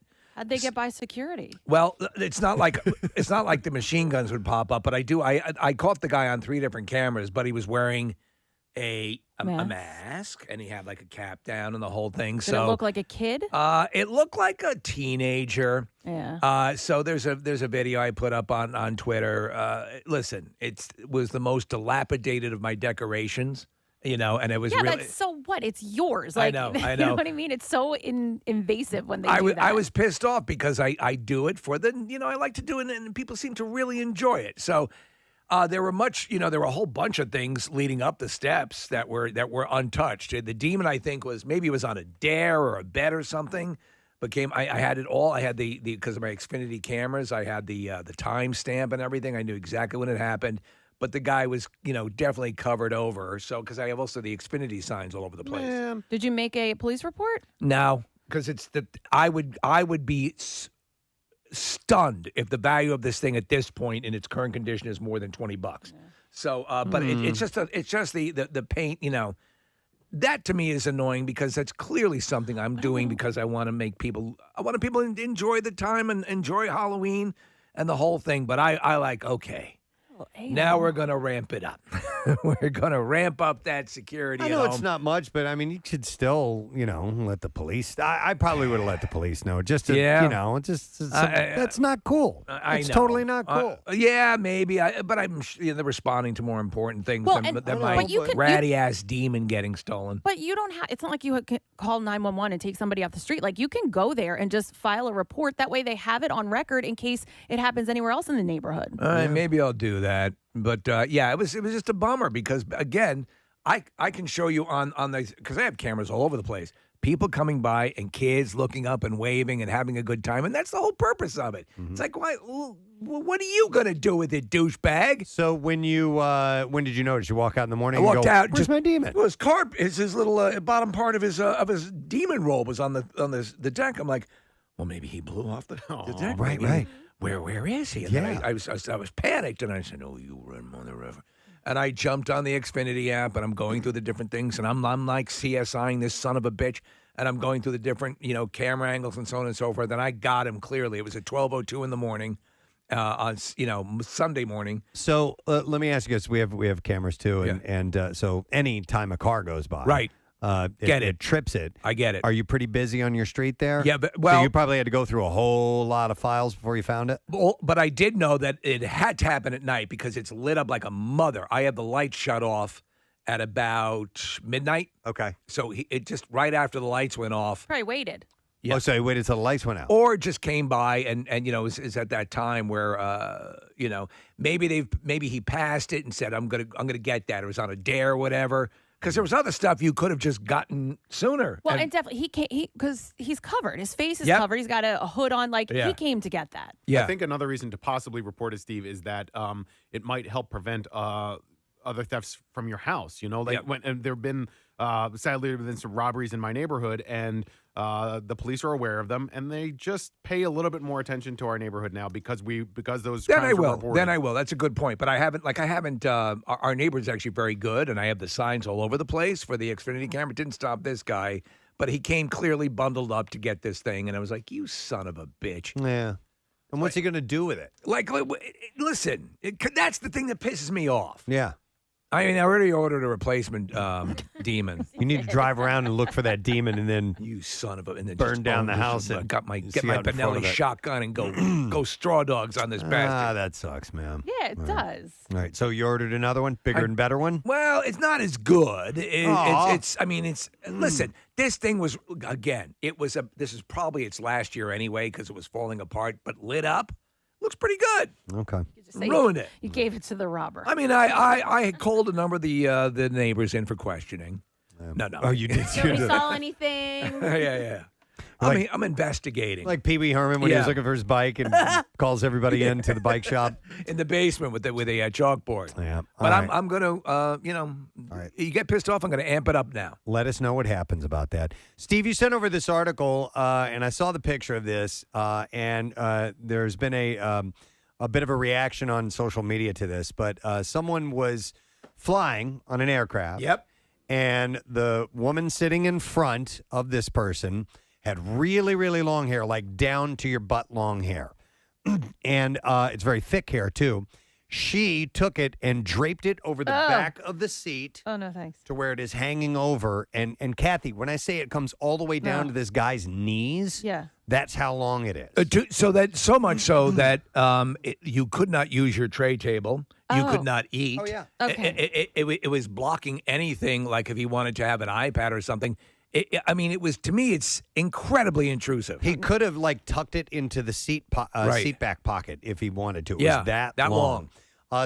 Crystal Gale, take your hair and put it in your own seat, and do not put that back here. I would not have hesitated thanks. to have said, no. I would have used my tray Excuse me. table. Yeah. Or just get a pair of scissors. Well, that's what some people were posting and saying that they would do that, just cut it off, which would be pretty hard to do. There would be a bit of an issue after that. But and some were saying they would have asked. But a few people weighed in and said that they would have gone the approach with asking the flight crew to speak to the woman. In fact, somebody chimed in and said, I used to be an air hostess. My advice is never deal with a passenger directly. Oh, wow. Call the cabin crew, get them to tell this person to remove their hair immediately. It's gross and it's unhygienic, which I guess you could do. And I would probably do it even more. I would get up and walk and go and find because if you're right behind her saying this turd in front of me, Yeah, and I go, look, can you walk by and see that this person's hair is draped over the back? Don't look. Yeah, No. But that's so stupid, and I don't know why they would they do that because they didn't want to sit on their own hair, Kathy, or Maybe. what do you think? I don't know. Maybe it was, who knows? I don't know, itching her neck or something. But you grew it's your it. You hair. deal with it. You want Tough. that hair? Deal Cut with it. I don't know anybody who would actually ever do that besides this woman. Why would you do that? But there are people who do it all the time where you're sitting, if you're sitting, and we've seen pictures of it where people will put their feet up. Their feet up, yeah. And their foot will be right next to the person's face as they're leaning against the bulkhead taking a nap. Well, It's disgusting. Some people are so ridiculous. That passenger shaming Instagram account is one of my favorites. I watch the videos or look at the pictures and think, this actually happened? Somebody did this? Well, think of also the rate of brawls going on now on aboard flights. There are people a number freaking out. There are a number of issues that come up when you're flying. One of them, obviously, being the armrest and all that. But I mean, one of the last times I flew, there was a gal sitting next to me, and she was kind enough during the flight and everything. But as we got towards the end, she started getting on the phone, and she was using the speaker. On the plane? Why would you do that? Plane, talking, having a full-on conversation. This is while we're taxiing. And then as we stop, she, gets out and starts to cut her way through everyone to move up to exit. And I'm like, who are you? What are you? What are you? Are you the first lady? Doing? And where does this attitude come from? Where is that learned from? Have you not flown before? Is this the way your family acts? Do you need finishing school? You know what I mean? Somebody Honestly. taught her that, or somebody let her go through life thinking that's okay. Are you the pilot? I don't. Are you the pilot's wife? I never have understood, and I try to, I'm like, quiet, one with the universe. I hate you. This will soon be die. gone. I mean, because it's only going to make matters worse. No, it will. And is this a time to teach that person a lesson? And am I the teacher to teach that lesson? The name's Dalton. Right.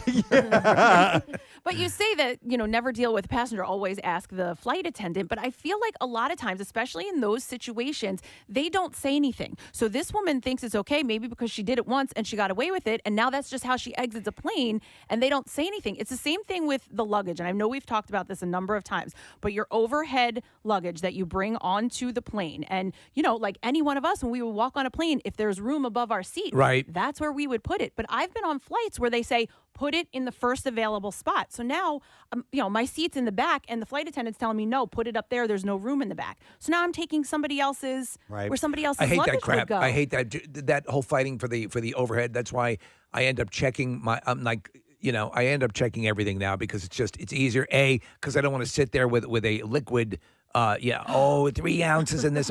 No, I don't want to do that and worry about that. And so I just check it, even though it's a little bit extra time. A friend of mine was on a flight with her when her son was young, and she was breastfeeding him, so she had to pump before they got on the plane, so she could bring. Was it more than 3 ounces? Milk for the baby? No, Yeah. I think she went into the bathroom and did it like before she got on the plane, but she wasn't going to breastfeed on the plane, right? So she wanted to make sure she had milk for the baby, and so they made her put her bag in the overhead space, and somebody in front of her was complaining, and she's like, "What is this woman complaining about? Like, I have a baby, I'm doing the best I can, like, relax." And so they did the same thing. They brought the flight attendant over, so the woman didn't turn around and speak specifically to my friend, but she knew they were talking about her. Right. And so then the flight attendant went to her, and she goes, "We think there's something dripping from your bag on the woman in front of you." Her breast milk was dripping. Man. She was like, "Oh my God, oh, I'm so sorry." Sorry. But she goes, "I didn't even tell the woman it was breast milk. I was just like, oh, I'm so sorry. It was the baby's bottle." It's formula. It's like that scene in I think it's the pilot episode of Modern Family where they have just adopted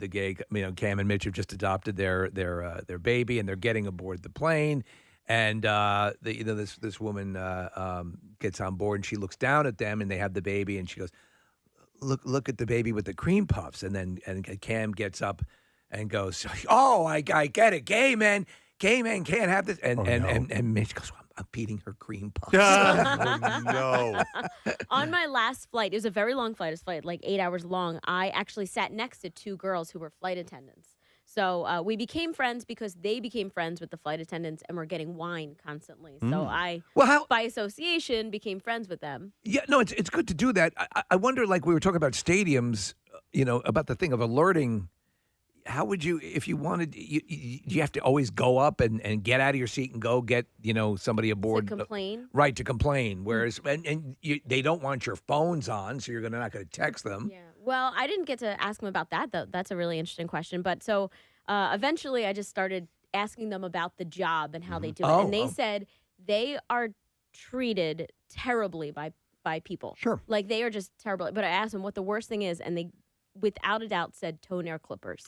Toenail clippers. Who does that? Who the F does that on a flight? I've never seen it on a flight, I've but seen I've it. seen it like on a train, on like the subway. I see people Really? doing it all the time. Yes. That is awful. People clip their toenails or their nails in public way too often. I don't know where you're Way going, too but often. I've seen it once in a while. terrible. But even still, it makes you go, Yeah. Jesus Christ. On a plane? Well, why did you just notice that? Yeah, you didn't notice that at home this right, morning when you got out of the shower? Here you got to do it. Why not take a Kylie? Why not do an enema? Saved it for later? Oh my God! I mean, it's not like you're invisible now. Effing people, as my friend says. That's just the phrase I use. Effing people. When you were talking to these flight attendants, and you're right about that. They do get they deal with a lot of people regularly who are traveling. So you're going to get all forms of humanity that come in. I would imagine the majority of people are probably hospitable and cordial and all that. But I would imagine on almost every flight, there's got to be one or two. Some issue. Right? Well, and then that person's going to take up your whole flight because you Yes. have to deal with them the entire time and you're getting yelled at. I did see a TikTok video from a flight attendant who suggested bringing like a gift card, like bring like a $10 Dunkin' gift card and hand it out to your flight attendant, and then they'll pay extra attention to you. Not pay extra attention, but like they'll appreciate that you are saying thank you. You bribe them. You pre-bribe them. You're bribing them is what you're doing. That's what It's like you're when doing. you give a big I tip. appreciate you. A big tip to the bartender so Here. he comes back to you Let when me- you need a drink. Yeah, Exactly. totally. Let me give you a handy, and then hopefully I'll have a good fight. Can they take tips? I don't think Officially? so. I don't know. Apparently, they can take gift cards Why don't according to they- TikTok. Leave a tip jar at the front of the. What is the what's the account again, Kathy? Passenger shaming. Passenger shaming. It's I'm, great. I'm all for that. Listen, when we get on board, we're all in this together, gang. Yeah. We're all doing this together. And you need to be hospitable. Listen, what drives it's only me a crazy, couple of hours. Someone brings on food that they've purchased that is clearly has a powerful pungent smell. Like your Munster cheese sandwich is going to cause yeah, an fish issue. is usually any kind Yeah. of seafood is the thing. All right, I do have a question because All right. we're traveling this week, and it's a black tie affair, and so I'm bringing a tuxedo. Yeah. And what is the best? How do I let that travel? Garment bag. You have a garment bag? I don't know. I'll get one Roll probably. it I up mean, and I put it- have the bag that I bought it in, which is, you know what I mean. You could use that. A garment bag. It's Yeah. not a travel garment bag. It's one that hangs in my. I have a travel garment bag in my if you don't closet. have one. But yeah, I still will have to fold that up, Yeah, right? you'll be fine. And Yeah, sometimes you fold it in half and you put it up overhead, but there are some planes, I haven't seen them on all of them. They have like a little Place to hang it? space. Yeah, and they'll hang it for you. Sometimes you have to ask the attendant because that might be in like the first class section. So if you ask them if you can be I hung, check it. you check Your, yours. your I'll- suit bag? Yeah. Yeah. I'll throw that all over the place. Well, here's so. the deal. It's going to be. Listen, it'll be fine. It'll be in the bag. It'll be in the garment bag, folded over. I'll have it. I have a pretty decent garment bag. My toiletries are in there for one night, and so that'll be fine. But I'm just tired of having. Oh, this is too big, or it won't fit, or you're jamming the stuff in the It's less overhead. stress It's for like you. forget Yeah. it. I don't want to have to play. I know what you that mean. combat game to get my luggage on. Hey Preston, I have a dress. Can I put it in with your suit? I don't know. Sir, your dress No, came you out of your pack bag. 5 minutes before you leave, so that I'm packing today. I'll bring it tomorrow. Oh Oh, God. I'm packing today too. Yeah, I definitely. What time are you packing? Call me. We'll pack together. I'm probably going to wear exactly what I wear to there because I'm flying out Thursday and coming back early Friday morning. So you'll probably wear it. Wear your tuxedo on the I'll just plane. wear the tuxedo. Oh, that would be like great. James Bond. Nice. It's like the Step Brothers when they go for the job interview. They wore tuxedos. All right. Well, anyhow, we're doing that. We're doing that this week, and that should be. I'm sure we'll have some stories from that too. Hang on a second. I want to go to a call here about flying, and Jay just hung up. Yeah, Never but mind. he said they can accept tips. He said they can accept That's tips. what I thought he said. Okay. It depends on the airline. It also depends on the individual flight attendant. It's not common, but people will do it. Can you pay a flight attendant to rough up one of the other passengers? What you have to do is like Steve Martin in My Blue Heaven. Just slip it into their apron as Right, they're walking yeah. by. Right. I tip everybody. Can you rough up Crystal Gale in front of me? Well, the weather should be decent, hopefully, while we're gone. I saw this, as we're approaching winter, the National Oceanic and Atmospheric Administration has put together a list of what they believe are the most likely weather patterns that we will see this winter. Okay, we All were right. just talking about this because I saw I'm this. wondering if I need to upgrade because my snowblower's at that level where I don't want it to go down. Right. So I'm thinking of getting a new one and passing that one over to someone else. I want to revisit this conversation in April and see how accurate it is. Okay. Because It's never accurate. Well, that's why. Well, all right. But let's see what happens. What Yeah. does it say, Preston? They're forecasting a warmer than average winter for Yay! much of the country. Us? Which I hope is the case, us included, yes. Which, by the way, if you do have a snowblower, now's a good time to get out and start it. Yeah. Because you remember last year I had a problem with mine. There was the fuel. If you leave fuel in it, which you're not supposed to do, No, which I don't. didn't do this time around, can kind of congeal and cause a problem. Interesting. So you should go out and start it now just to get it ready and make sure it's working. So the South and the Gulf Coast have the strongest probability of a warmer than usual winter. The Southwest, much of the Midwest, and the Northeast can also expect a warmer winter. That's us, the Northeast. You know what? I was less than satisfied with the summer. I thought it was okay. We had too many heat waves, about, 6 or 7. And we also had this bizarre Florida-like rain pattern that would always come in mid-afternoon. rains a lot. Yeah, and that sucked. So if we get a decent warm winter, I'll take that in exchange. Hell yes. Meanwhile, the Pacific Northwest, Montana, and the western half of the Dakotas are likely to see a colder than average winter. That's yes. good because they need it. I mean, they especially need snowpack in the western, in the Sierra Nevada and in Washington and Oregon because the snowpack is much more important in getting rid of the drought than rainfall is. So Oh, really? Yeah, because the rainfall just washes away. So even if they get a deluge of rain, which they're supposed to get today and tomorrow, it helps a little bit with the drought. But snowpack really helps with drought conditions, and also for skiers. Okay. Let's see. The Northern California, Wyoming, Minnesota look like they will see normal temperatures. As far as precipitation, the Pacific Northwest and Great Lakes region are most likely to see a wetter than average winter this year. The northern Rockies, parts of New York, Ohio, Kentucky, West Virginia, and Missouri may see more precipitation. Southern half of the country is looking at drier conditions, especially southwest Florida and southern Georgia. And for the second winter in a row, La Nina conditions are forecast to affect winter weather. My beautiful La Nina. So if You're going to change the weather for the country. it is possible that we in the Northeast might get a milder winter this year. Last year, I remember February was the problematic month. We got bombarded, like snowstorm after snowstorm after snowstorm. In February, did a lot of shoveling and snow plowing. Remember last year we had a snowstorm in November. Did we? Yeah. Yeah, it was like Dude. super early and the kids had a snow day. I remember a couple of years ago, we had like 3 feet. It was around Halloween. Remember that? Yes. Yeah. It's crazy. But they Don't do that again. They blend together for me. I always forget when was the bad year, and I just kind of put it out of my mind. Well, and see, what you're reading is completely contradictory to what I saw. I thought you were going to read what I saw. Now, I saw this a couple of months ago. Like, it was like the end of the summer that I read it, but it was predicting a lot of snow for us, that we were going to get many snowfalls. Is that the almanac? I forget what F the almanac. I forget what it was. But it was like I think Cecily Tynan had posted it. No. So I was By the way, reading her. The Farmer's Almanac has some kind of a secret formula that they use that apparently nobody knows. Or the one guy where there's like a The head heat of the meat honcho. plus the torque of the dork equals the angle of the dangle. Dangle. See, I can never remember it. And that's why I don't work for how the they almanac. get. No. And besides that, if they were so smart, how come all the original authors are dead? Yeah, right? what's that all about?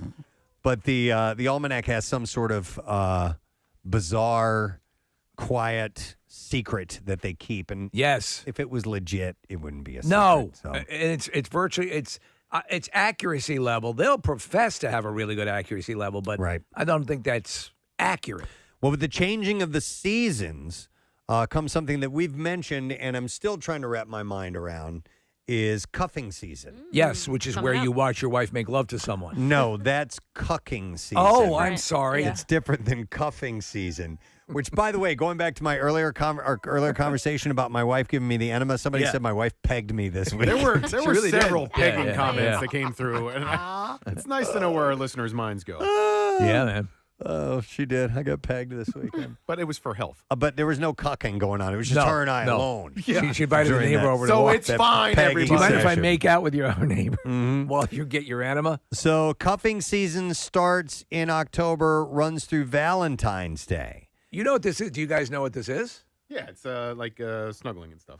No. A little bit Well, more. You go find somebody to bundle up with for the winter. For the winter only. It's like a short-term relationship. Now, my question is this known when you enter into this relationship? That is a legitimate question. Or is it I wonder. or is it a phenomenon? Yeah, right. Does one of them know? Yeah. One of Right. them knows, but do both of them know what's going on? My guess I don't is see that probably working. probably not. If you were Yeah. to lay that out and say this is just going to be for a couple months, so I have some extra body warmth. I'm out on February 13th, so Right. I'll have to get you a gift. You got a hard out on February 15th. And two people are okay with that. I don't see that happen. Well, and then some people don't realize why they're doing it. So suddenly, you're hanging out with your friends, and then it's getting cold out, so people don't want to hang out as much, and it's getting darker earlier, so you're going out during the week less, and so you're spending more time on the apps. You're meeting a lot more people, and then these relationships happen. Could you bring like a So- homeless person in?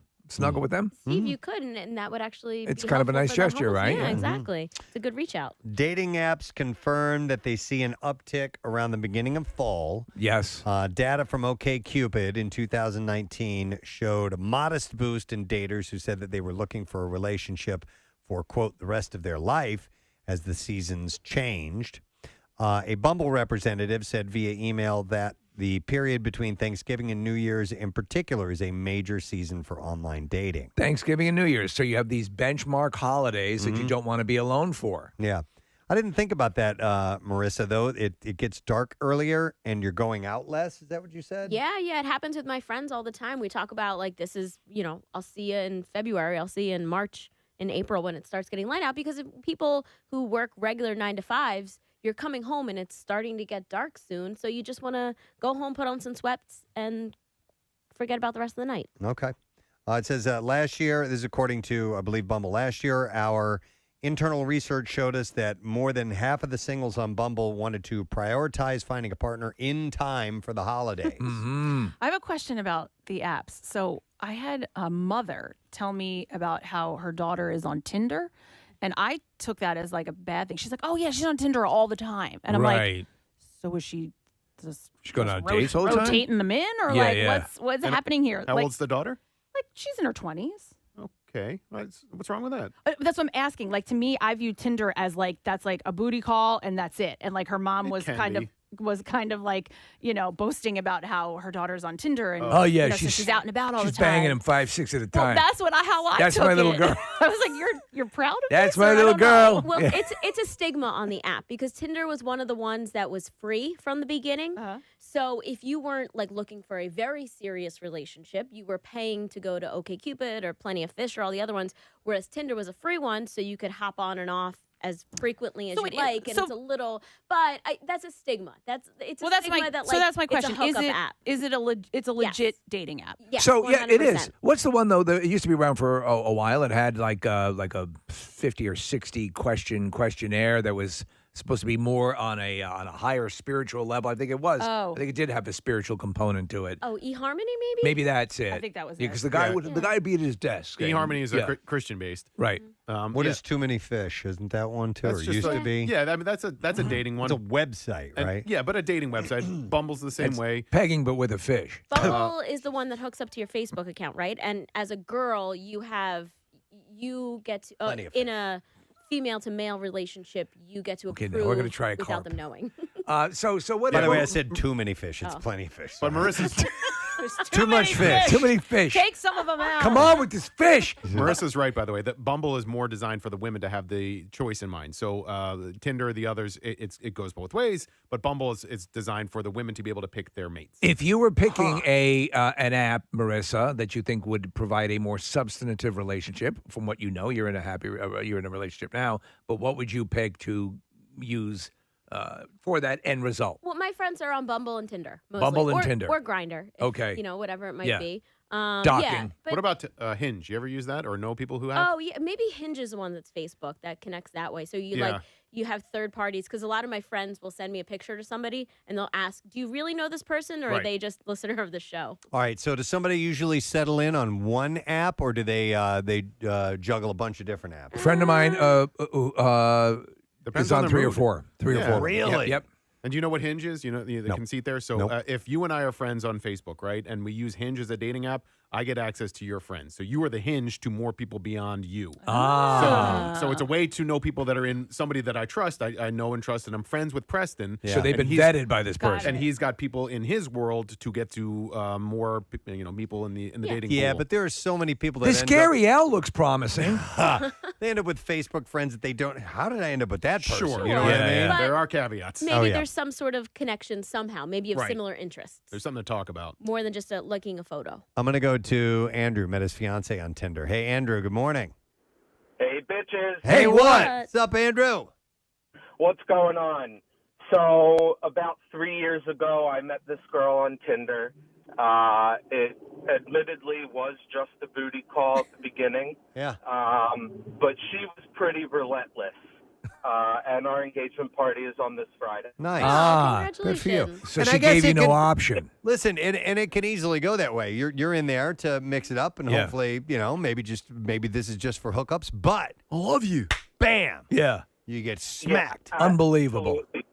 And it Kathy's not wrong. It does have this stigma that it's just for hookups. But yeah, Tinder. All right. Tinder. And is Grindr the same then? Does Grindr have the same just for hookups sort of? I believe so, Targets yeah. a different clientele, Yeah, right? it's gay community, Gay right? community, right? Yeah.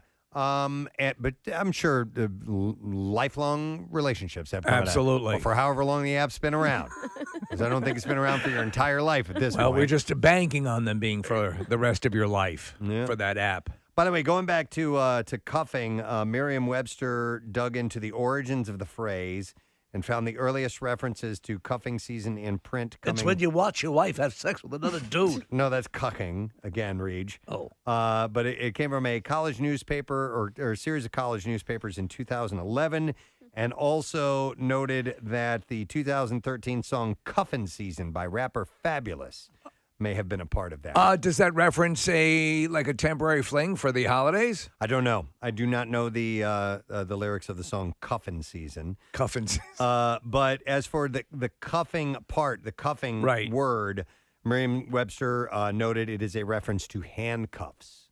Oh, that being seems- cuffed to someone. That's less than, I think that's more alarming, right? No, it just means you're hooked up. You're connected. I can't escape. Please call the police. Maybe that. Yeah. I know people who have used Instagram as a dating app. I mean, you Sure. can slide into people's DMs that way, and in theory, you have something in common if you follow one another on Instagram, or again, like Hinge, you know somebody who knows somebody. I want to see someone who's had a booty call off of LinkedIn. Oh, that happens all the time, actually. Really? Yeah. Yeah. We don't live in the LinkedIn world, Steve. No. Our jobs. And I'm a LinkedIn girl. I know you are.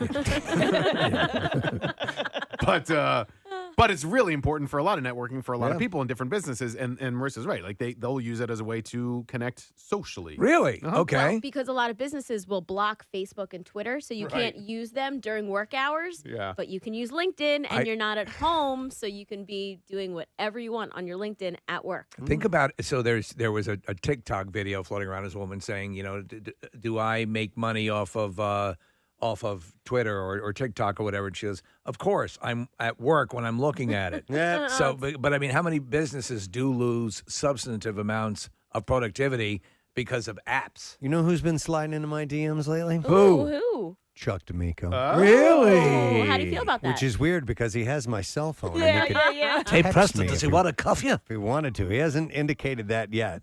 He's been showing me drummer videos. Oh, well, there's something that you can share. Yeah, exactly. Did you send him one of your enema videos? No, we did not, fortunately, take any video of that. Boo. But I'm sorry. I wasn't What thinking kind of about friend it. are you? Listen, I didn't have the right angle from where I was. I needed something to watch on the plane. Look at this. This is my friend. Share this. Man, do you know how many likes I'd get on that? You have any idea? Well, they would take that down, wouldn't they? A don't graphic know. enema video would come right off of social media. Not on Twitter. No, so Twitter Not has on Twitter. everything. Right. They'd let me show that. I love how they're so committed to what their content is, and you will just randomly pass by a tag team orgy video that's running. It doesn't even give you the option of ignoring it. Hang on, I want to go to Jason because he had an interesting scenario with Tinder. Hi, Jason. You're on the air. Good morning. Good morning, guys. Sorry to bother you at work. Nah, it's all right, man. What's your story, bud? So about 8 months ago, I had just gotten out of a relationship for about a month, and I decided I wanted to get back out there. So I decided, hey, I'll join Tinder. A couple of my friends had, so I figured I'd check it out. And one of my buddies, he texted me and said, man, dude, this girl is smoking hot. I want you to see her. So he screenshots her profile and sends me a text with it. And I go on and we start talking. And eventually I go and I say, hey, I'd like to get together, go out to dinner or something. So we go out to dinner, and lo and behold, it's my ex-girlfriend who I had just broken up with. It's like the Pina Colada song. That's it. It's Escape. It's unbelievable. Rupert Holmes. You Yeah. didn't recognize the picture? It was her cousin. It was his own special lady. Wait, so it was her cousin? She had used her cousin's photo. Now, mind you, she didn't tell her that's what that photo was for. Uh-huh. So when I found out, I was like, what the hell? You bring up a good point. So, Jason, how did the date go? I walked out. Oh, You walked so out. It didn't end like the Rupert Holmes song. Because it worked out well in the song, but it was a disaster for you. I wonder how often that happens, where you go on an app, you go out, you wake up next to someone, and you realize it's your mother. Right. Jason, did you bang her cousin? No, she's not my cousin, thank God. Okay. So yes, that's the answer. Yeah, there you go. All right. That's interesting. Thank you, Jason. Appreciate it. I went on a date. I went on a date once with a guy, and then my friend had gone on a date with somebody she met on an app, Right. and we were talking, and then we started talking about specifics about the guy, just sharing details. And I was like, yeah, he's from New Orleans. She's like, wait, he's from New Orleans? And he actually texted me, and she looks at the phone number. She's like, we went on a date with the same person. You both ended up dating Aaron Neville. I wish it was that. No, I met him at a bar, and she met him on the app, and we both went on a date with the same person in the same week. Did he have a big berry on his face? In the same week? In the same week. All right. And what'd you guys do with that information? Were you planning on going back out with him or anything like that? Or was it just I think we both sent him a photo flipping him off. And then, because we kind of had some text messages, and then he picked me up from the airport in New Orleans a few years later. Okay. Well, because I needed a ride. If someone's on an app and is not claiming any, is the presumption exclusivity simply because you're dating on an app? 100% not. It was very much a coincidence, but neither one of us really hit it off with the guy, so we were just having Just some fun. sex and out of there. All right, interesting. By Not the way, me, maybe her. I don't know. with cuffing season, Steve, somebody texted in and said Sly wrote a song about it. It's called Cuffenstein. Budweiser. Cuffenstein. You need someone for the holidays. Cuffenstein. By the way, you had mentioned Hinge, Nick, a little while ago. The dating app published a video guide to cuffing season in October. Really?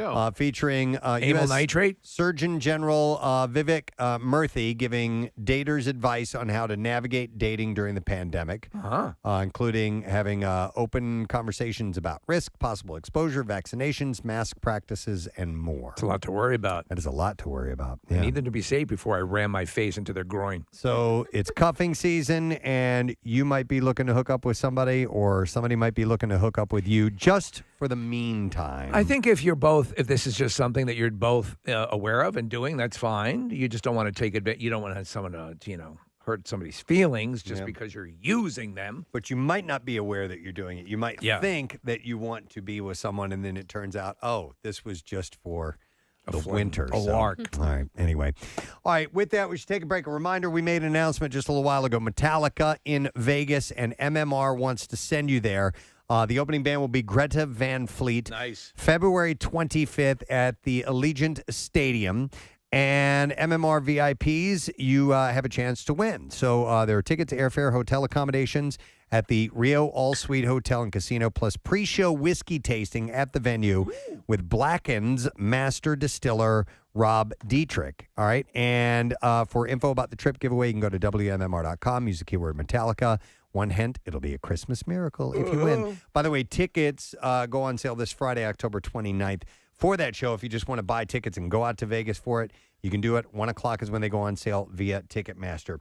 While we're taking a break, I want to give away another $50 gift card to Duncan, who are here this morning. Halloween's back at Duncan, and we'll take the 18th caller and set you up, 215-263-WMMR. Treat yourself with a peanut butter cup macchiato and sink your fangs into the terrifyingly tasty spider donut. America runs on Duncan. Price participation may vary. Limited time offer. The Preston and Steve Show runs on Duncan. We'll be back in a moment with the Bizarre File. You know what it is? We said series, and it lit up Siri on my phone. Where's that sound coming from? I can't yell that loud right now. My throat hurts too much. What the Well, we have everything you need. Just tell me what you need, and I'll hit it. All right. Well, how about there's nothing on here? There's nothing on here. Thank you. So Universal Content Productions. It's a couple. It's a division. We here at Couple. There we go. It's the sister station. Couple. Yeah, cup is the sister station of Couple. And it's sister station. Couple. Cup. Yeah, a couple. Couple. We done? No. Okay, Just keep give going. it a minute. Give it a minute. Couple. Have fun. And instead of the CNN, Yeah. Couple. This is CNN. Couple. This Couple. is Do that, Fred. By the way, Shake Shack, Yep. love their burgers, but I might as well eat them while I'm sitting on the toilet because that's how quickly they go through me. Just for some particular reason? Yeah. Do you get the special sauce? Dude, so He makes the special sauce. I literally ate it one time, and I was driving home. I ate it by Helium. There's one right there. Oh, no. And I ate it. Oh, no. And I had to race Oh my God! I'm trying to get home. I was trying to get home. Yeah. And it was late. It was probably like 10, 11 o'clock at night. I can make it. And by the time I got to about Route 1 on 76, I was like, there's no way I'm going to make it. So let me get to the radio station. Quick. Oh. Stat, right? Yeah. Got to the radio station. Couldn't make it to the 4th floor. I had to dump by outside next to the... Dude, wait a minute. Yeah. Did you take a dump? You crapped outside of the building? I had to. How long ago was this? This morning. God. Kathy, I it was either that or in my pants. What do I do? Sometimes I don't know. Right? So I had to do it next to the...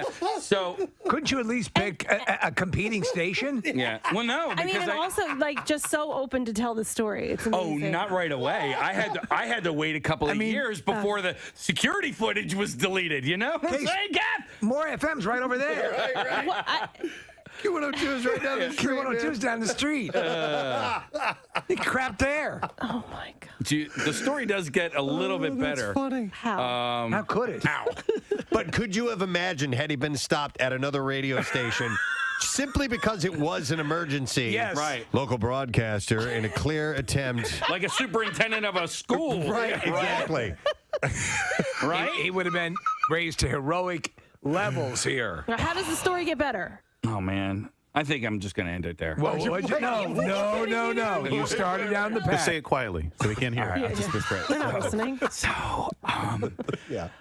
So I had to smeared it on someone's car. I had to leave it there in the grass. Yeah. I couldn't take it with me. Right. Oh, you didn't want to take it with you? No. I couldn't. So what ended up... Take your dog for a walk. So, I left it there. All right, so a little bit did end up in my underpants.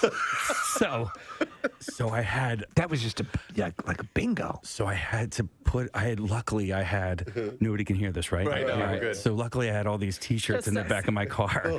Did you fashion a makeshift underwear? I literally wore a pink T-shirt as underwear on the drive home. Oh, no. It gets better. Oh, my God. Okay. So then I'm on my way home, and I'm thinking, dude, there is, like, T-shirts and poop and all this stuff next to the building. All right. So I can't, like, if security goes and they see that on Monday, they're going to go, well, who pooped here and look at security. They're going to look at security and they're going to see me like all ashamed crouching next to my car. So on Monday, I came back to work with a giant trash bag and I had to like collect it all. Oh my God. And then throw it in the dumpster. So he cleaned his spot. Yeah, I cleaned my spot. hate you. I hate me too, Kathy. When I got home. And this was all because of what? Freaking Shake Guys. Shack. Oh, Shake Shack. No, not Five Guys. Don't you talk They're bad about- fine. Yeah, they're fine. Where in the building was it? On the over By at the the loading docks. Well, you unloaded. Yeah, Yeah. I had to go. What's that? Why didn't you come inside? He couldn't get in. I couldn't make it. I couldn't make it. I do. Believe me. I'm not. This is not a proud moment here, Kathy. Yeah. Though you would assume it could have been a proud moment. Yeah. I mean, I'm glad you came back. And that's noble. Yeah. Well, I mean, it wasn't necessarily noble. It was self-preservation. The last thing you wanted is that footage to end up. But what's worse, the footage of you doing it or the footage of you collecting it back up in the bag? They watched both and they were like, okay, well, he came back and cleaned. You know, we'll erase this. All right, so you should eat your hamburger upside down. On the toilet. That's what we got. That's all. That's all I noticed. I didn't. There's notice. That's it. I can't top that. No, it ends there. I will not be able like to. a derailing train. Right. So nobody heard that, right? Nobody heard that. So let me go to here and more broken ribs. I have. It says Walper. Is your name Walper? Walter. Honestly, wouldn't you at least say Walper? Is this Judge Wapner calling in? You got a nickname now, Walter. Oh my God! Yeah, you hear what happened to old Walper. That's not even a mistype. I'm looking at the T and the P are like nowhere near each other on the keyboard. Walper. Name's Walper. Let me get that straight. Your actual name is Walter.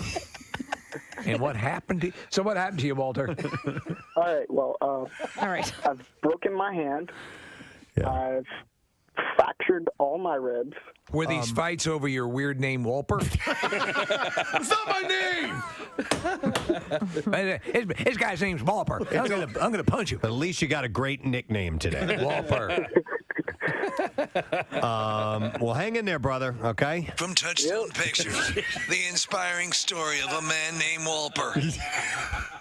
I've seen him. He's got some medical issues, but the worst thing is his name is Walper. And then a young therapist came into his life. Hi, I'm Kathy Romano. We're going to change that P to a T. Simple as that. And then his life turned around. I'm the head of a Fortune 500 company. And I can do the saber dance. That morning show's not making fun of me anymore. Oh, man. A little while back, I had this idea. If we were to cast WMMR, the movie, Yes. who would play who? And we That's went right. down a list of people, and we had people suggest, and we eventually narrowed down the cast of the WMMR movie. What celebrities would play? Exactly. And playing our program director, Bill Weston, John O'Hurley was the overwhelming You were I the am- overwhelming choice. Yes. Well, that's interesting. I was hoping he'd have higher standards. So to understand Bill Weston, he has a bit of your delivery. He is somewhere between Peterman and Ted Knight. So right, and that agreed. would be right, and that would be the deal. So we figured we'd come up. Actually, Steve did come up with some lines that might be indicative of Bill. these are things that he has said in various forms. And we're calling this the Bill Weston story. Soup. There it is. He hates soup. It's a long story. So a lot of this is very inside. Do we have any soap opera music, which would? Yes. Okay. Yeah, perfect. Okay. If you wouldn't mind, give us a couple of Bill Weston lines. That'd be wonderful. Here we go. Okay. Preston, try to refrain from mentioning on air that you occasionally use Band-Aids. It makes you sound privileged. I just saw the most amazing thing while driving in today. Firefighters were collecting donations at various intersections.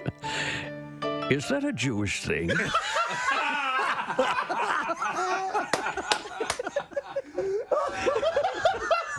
So last night, I was jarred awake from my slumber by a horrible nightmare. Both Preston and Steve were there in the studio, sitting on horses and eating soup. What say we file that one under who gives a crap?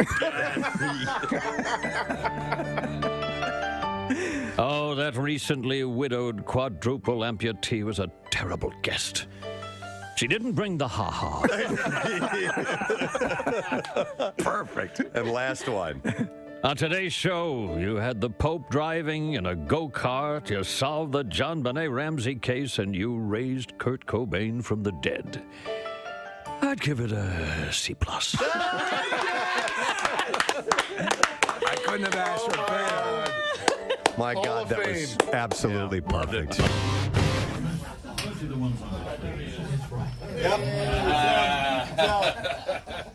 I am nothing like that. All of this stuff is taken out of context.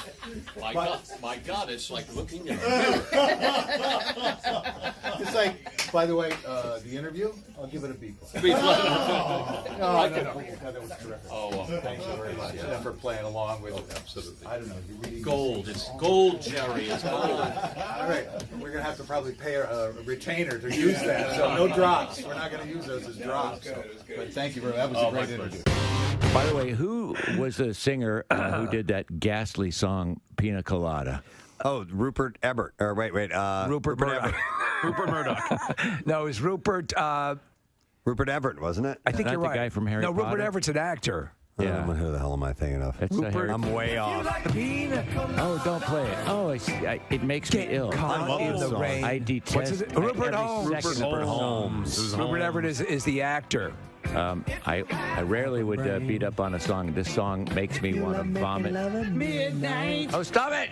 In the dunes of the Cape. Wait, why do you hate it so much? It's hideous. It's first of all, he says, "My lady," you know, "My lady." We got some problems with my lady, my old lady, you know. And then I'm gonna look in the newspaper and hook up with some chick. And This would definitely be yacht rock. The same my lady, and the same chick is hooking up with me that I was trying to get away I'm from. just surprised because it's very It's fun. Buffett-esque. Buffett-esque, and It's you not are such a Buffett-esque. huge It's Buffett ghastly. fan. It's ghastly. Actually, Jimmy Buffett has said this is a perfect song. He has not. He has not. Pierre, it's all I was rock like, and roll. see? Yeah, isn't it all rock and roll? Isn't it all rock and roll? All right. Oh, man. Turn myself against me. Turn. It is about having an affair. Like he's trying to set up an affair, and his wife is trying to set up an affair. Rock and roll. When you listen to the except for lyrics, this crap. it's pretty messed up. All right. That's the great thing about rock and roll. I'll stand. Whatever you're into, as long as it's not Rupert Holmes, because that's crap. See, the danger on this program is to reveal any vulnerability, and then it will be immediately seized on by the rest of the masses on the Preston and Steve compound complex, and then, but not just once, they'll save it in that file. And then, when you least expect it, pull it out. Well, you know now this will be something for you for a while. Yes. WMMR. Camp Out for Hunger. 1 week from today, we begin broadcasting live. And in anticipation of that, if you head to Acme Markets, you can donate ahead of time. We want to encourage you to do that while you can. It's such a blessing to have that. Oh, and so easy to do. It's right there as you're checking out. So if you'd like to do that, stop by today, and you will certainly give us a really good leg up, which we will need. So 1 week from today, that starts. All right, B-File time. Here we go. WMMR presents Preston and Steve's Bizarre File. Brought to you by Lorenzo's and Sons. The iconic Lorenzo and Sons pizza is a Philadelphia staple with locations in Westchester, in Xfinity Live, and in Live Casino and Hotel Philadelphia. Visit lorenzoswestchester.com. Police allege a drug deal gone bad ended in a machete-wielding clown dragging a man out of a business before riding off on his bicycle. That is a bad drug deal. The bizarre scene unfolded around 2:30 in the morning when police were called to a business. The caller indicated a male wearing a clown mask and carrying a machete had dragged another male out of the business. This is the Mexican clown cartels, Preston. They're horrible. The other male was able to break free and escape, and police say the clown's getaway attempt was fairly comical. He hopped on a bicycle and tried to ride off with a machete sticking out of his backpack. The only way it could have been better is if it was a tricycle. A tricycle. That would have been perfect. Or like a car with 50 clowns getting in. A witness said the clown eventually realized that he was being a tad conspicuous, and he tossed the machete. He didn't get too far, though. Officers chased him down and made the arrest. Police said their investigation revealed the original interaction at the business was over drugs, and a search of the masked man allegedly revealed fentanyl, drug paraphernalia, as well as a stolen debit card and driver's license. I always suspected clowns were on drugs. A 36-year-old man is facing several charges, by the way. A suspected poacher found dead in a South African national park is believed to have been killed by an elephant. Park officials indicated.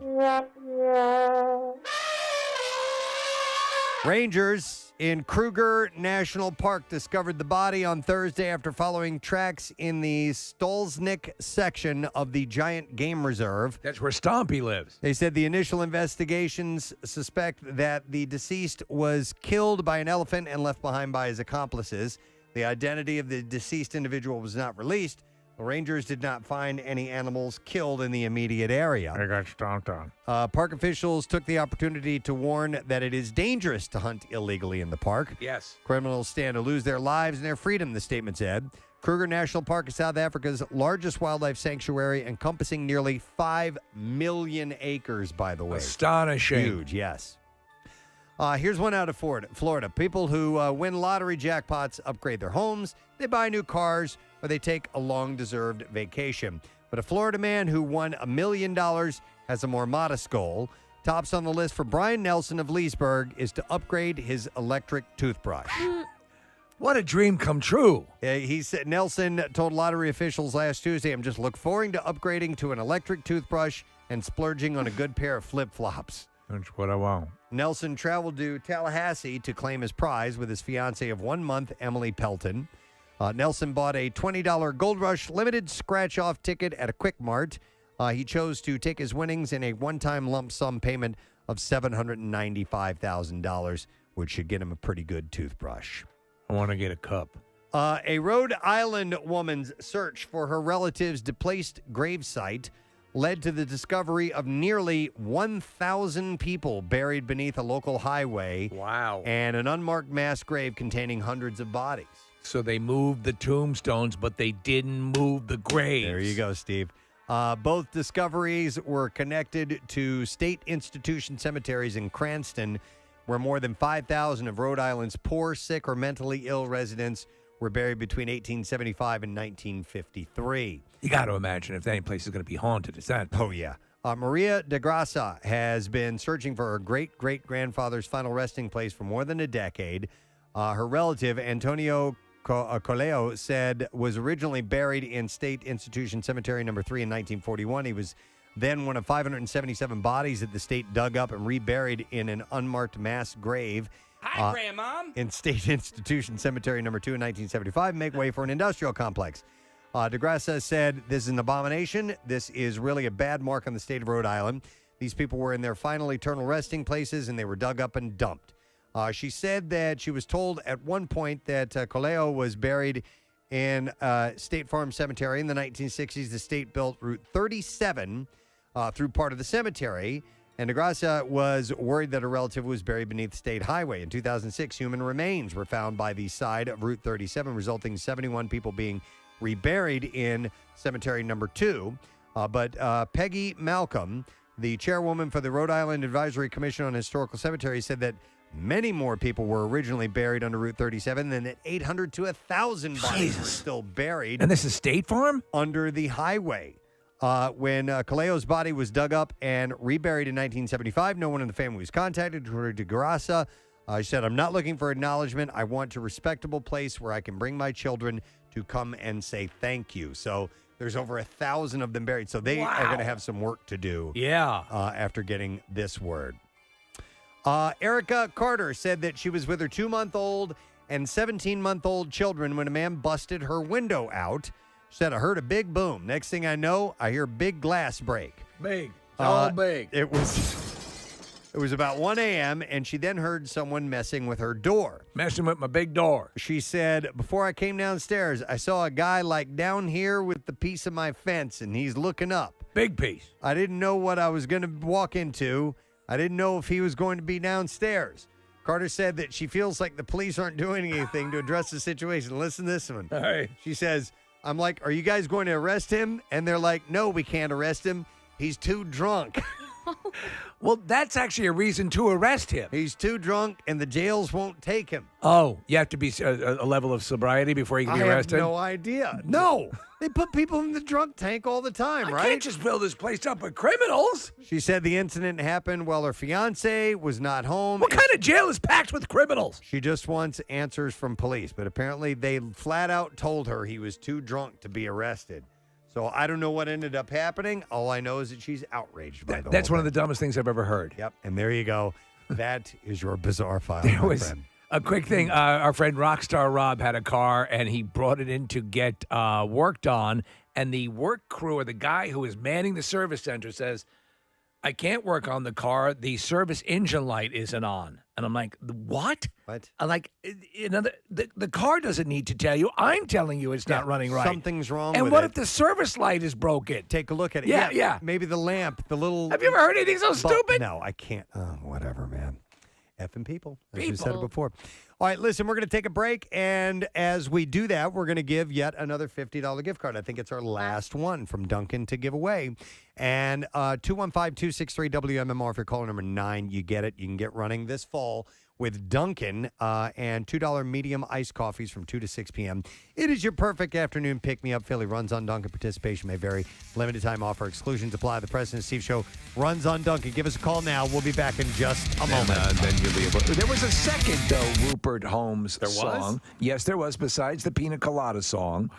Do you remember that, Preston? Dry martini? I don't know. Nick's going to have to look Do it up. check, yes. Something called Him, Steve? I don't know that. Yeah. Sing it, Nick. I don't know, but it came out in 1980. Pina Colada came out in 1979, so it was right afterward. But Maybe. he was that was a hit single. It's apparently. him. By the way, do you, you just said pina, and I've heard that that's technically the way you say the drink, pina colada. Pina colada. Although I always used to say pina colada, but he sings pina colada. If you like pina colada, It's actually piñas. Yeah, when you have more than one. I hear pina colada. Hang on, let's listen. Let's play it. Oh no! Here we go.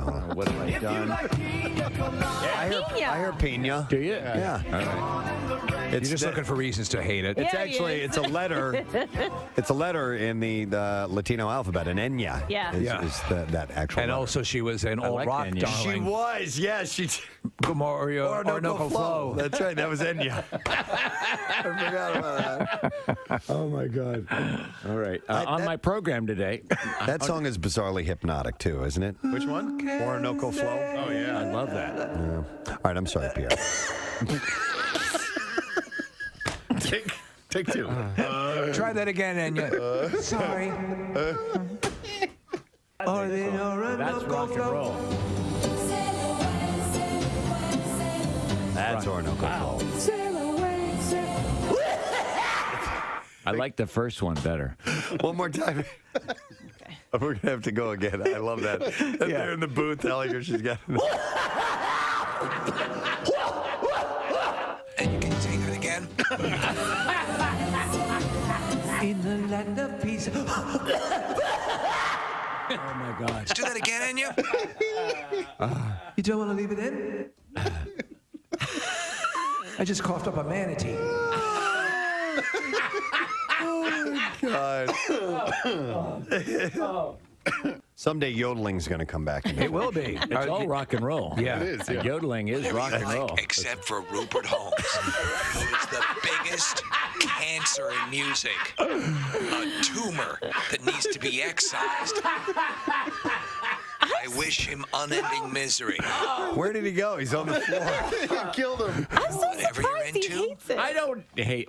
I don't love it. I don't Any embrace kind of it. rock, country rock, except for Rupert Holmes, who stinks so badly.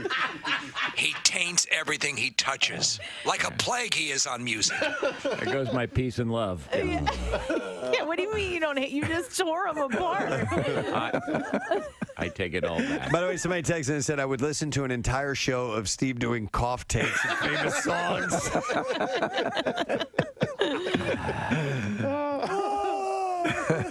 Okay. I'll leave you with one more thing. If you like Rage on and have a great day, gang. We'll see you tomorrow. Bye-bye. Please welcome the one and only Mr. Mickey Hart. Yay! All right. Morning, Okay. Wow, I love the way you did that. Well, thank you. I love the way you're that was really great. You had rhythm. You had rhythm. See? Thank you. You know, Who could ask for anything more? let's get right into that. I love that you love rhythm so much. It's a huge part of your life. It's everything. Yeah, yeah. It's not melody and it's not harmony, but it certainly is rhythm. You were exposed to percussive instruments and rhythm early on. Your dad was well known and well respected. And I wouldn't go that far. He was a musician? He was a musician? Okay. I wouldn't go that far. Oh, really? All right. But he did dabble. Okay. Yeah. All right. More and than then, dabble, and then actually. you were working in a you had a job and you were it was I had a job once. a jazz club Once. Yeah. A long time ago. I can't remember having the last time I had a job. Just thinking, You don't call this a thinking job? of the idea of having to have a job just gives me the willies. I mean, what would I do with the job? Oh my God. You wouldn't be a 9-to-5 guy working the cubicle. No, I doubt it. But if I had to, I would. You would. Yeah, but I don't have to, and I won't. Yeah. But so you don't view what you do as a job? Oh work. no, it's a service. It's a service industry. I mean, that's what music is all about. You know, you provide a place where people can come and have an emotional moment, Right. And ritualize. So, yeah, I know, and I think it's very profound, and I'm very, what should I say, honored or Yeah, blessed sure. or whatever you want to call it, to happen to fall into this universe as a percussionist or a drummer. You know, to be able to do that is, But maybe even It's a people. good thing. But people who are maybe in the same situation as you, viewing it as a job. The fact that you don't view it as you view it the way you do. It's not easy, but it's not like a job. It's like when I get up in the morning, the first thing I do is think of, the new day and what kind of new rhythms there are in it and how I can interpret that. That's what musicians do. They interpret, society and whatever you've seen or whatever it is, and they lay down that groove. And every 5-10 years you find a new groove, and you work at it. Yeah, you do work at it, but you work at play. You work to play. Sure. You have to keep your skill up. I play every day 2-3 hours. Do you? Absolutely. Yeah. Are you kidding? Absolutely. In order to get up there and do what I do. Yeah. I mean, it's an athletic event. It's not like lounge drumming and stuff. This is the power stuff. Well, speaking of reinventing and finding new grooves, I want to ask you about John Mayer, because he's been with the band and touring with you guys for a stretch now. And I think a lot of people initially dismissed him as poppy and not the really great, incredible guitarist that he is. And from my perspective, he seems like the perfect fit for the Dead, because he holds you guys in reverence, but he can also hold his own. What are your impressions on John? John's a sharpshooter. Yeah. He's a gunslinger, as it were. And his guitar, he's beautiful. He plays great. He fits perfectly in the band, and he's a nice guy. I mean, I know he has this reputation and all that stuff, but I've never had a moment of weirdness with him. He's just a very pleasant person to be around, and he plays his ass off. Before he was a star, he played in the conference room down the hall in these offices. And I went to see his show that night, and one of his strings broke during the performance. He tuned the guitar to itself and he didn't miss a beat. And right then, I knew this guy had it, and I was so impressed by his ability. I'll tell you when I knew he had it was one day when he was just joined the band, and I had gotten him into this droning things, feeding back, getting a little crazy. And so during the drums and bass part, he got down on his knee and he put the guitar into the speaker and he started feeding back. And I was looking at him and I was saying, oh, okay. So I walked around to the front of the speaker, sat down right next to him, and I had on one hand I had what do you call it, lighter fluid. Yeah. And the other hand I had a Bic. Okay. And so he looked at me, I looked at him, and I went like that. And for a minute, I thought he was going to do it. And then so he took it. He did take it while he was feeding back, and he put he put the Bic on his amplifier, and he took the lighter fluid and used it as a slide. And so he played slides with lighter didn't go fluid. full Hendrix on and I said, John, you were going to do it, weren't you? And he said, I was really thinking about it, but the guy who makes my guitar is in the audience. I couldn't do it. But he almost lit his guitar on fire, so I knew right then he was okay. Wow. I was wondering if you had watched the Grateful Dead documentary that was on Amazon, and what your thoughts are. No. It was very, very in depth. Oh God, it was just awful. I just did not like it. You didn't care for it. It was just a one-sided affair. It was not for me, and it really didn't show the Grateful Dead in its totality. It was more like a Jerry, whatever that is, memorial thing or whatever. He was trying to do, but it wasn't really. It didn't have the heart of the Grateful Dead. Okay. That's for sure. There's been a lot done about it. They made me watch. Oh, I watched it once. Yeah. Okay. Just to say I didn't like it. But that's it. I didn't see it at the premiere. Me and Bob and Bill, we went out and had dinner. Yeah. While they showed the movie. That's funny. We came back right at the end when they all started. And we go, okay. Thank you. I wanted to ask you about some of the things that you do like. I was listening to the concert in Paris, 1974, this morning. Yeah. What was it besides the United States? What was your favorite country to play in? Oh, Jesus, that's a good question. I think that I can't answer that question because they're all good when you play good. Every country is the same. Yeah. If the music is played well and we have a great time, France is great, England's great, Germany, it's all good if we play well. If we don't play well, The city sucks. This place, we blame it on the city. Blame it on the city. Of course, Franklin Port. I also, as a fan, I there's an ebb and flow to the way I listen to your music, and so recently I flowed back to I guess I ebbed back to I ebbed back to studio albums. Do you I don't know if you ever listen to your own music. No, but do you have a favorite studio album? Yeah, I would have to say it would be, it was half studio and half live. It was called Anthem of the Sun. I think it was our second record, back 3,000 years ago. Yeah.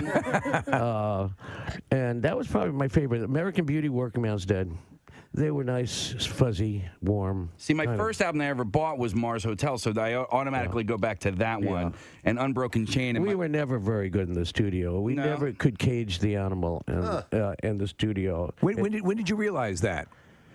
It seemed to be early on. Yeah, well, we thought we could make. No one knew how to make a record. But I mean, we didn't know how to make anything. We were just musicians at the time, and we weren't really savvy on the studio. No one had a studio. Right now, I have a studio. Everybody has a studio, so we just weren't producible. There was too much anarchy. In the band.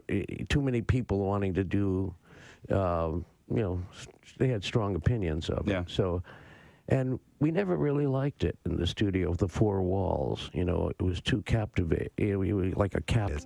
Let's see if you know the answer to that. 215-263-WMMR. It's from the 7 o'clock hour. Actually, the 6 o'clock hour. Let's do the trash while you call in. The trash business is a gold mine. 93.3 WMMR with Preston and Steve's Hollywood Trash. All right, brought to you by KGL Skin Study in Newtown Square. They need teens and young adults with mild to severe facial acne for clinical trials. Compensation paid for time and travel. KGL Skin Study Center. What's going on this morning, Steve? Well, country star Kane Brown severely twisted his ankle but continued performing during a concert in Memphis on Saturday night. Brown finished the remaining 10 songs in his set, pausing periodically to scream and vomit. So, there you go. And reality show stars Tariq El Moussa and Heather Ray Young. Yeah, they got married over the weekend in a Ritchie ceremony at a Montecito estate. Moussa and Young professed their love for each other as producers fed them lines from off stage, because that's what reality stars do. And finally, Nicholas Costanza, the stalker, who once sent Kim Kardashian flowers and birth control pills, trespassed in her yard again on Tuesday morning.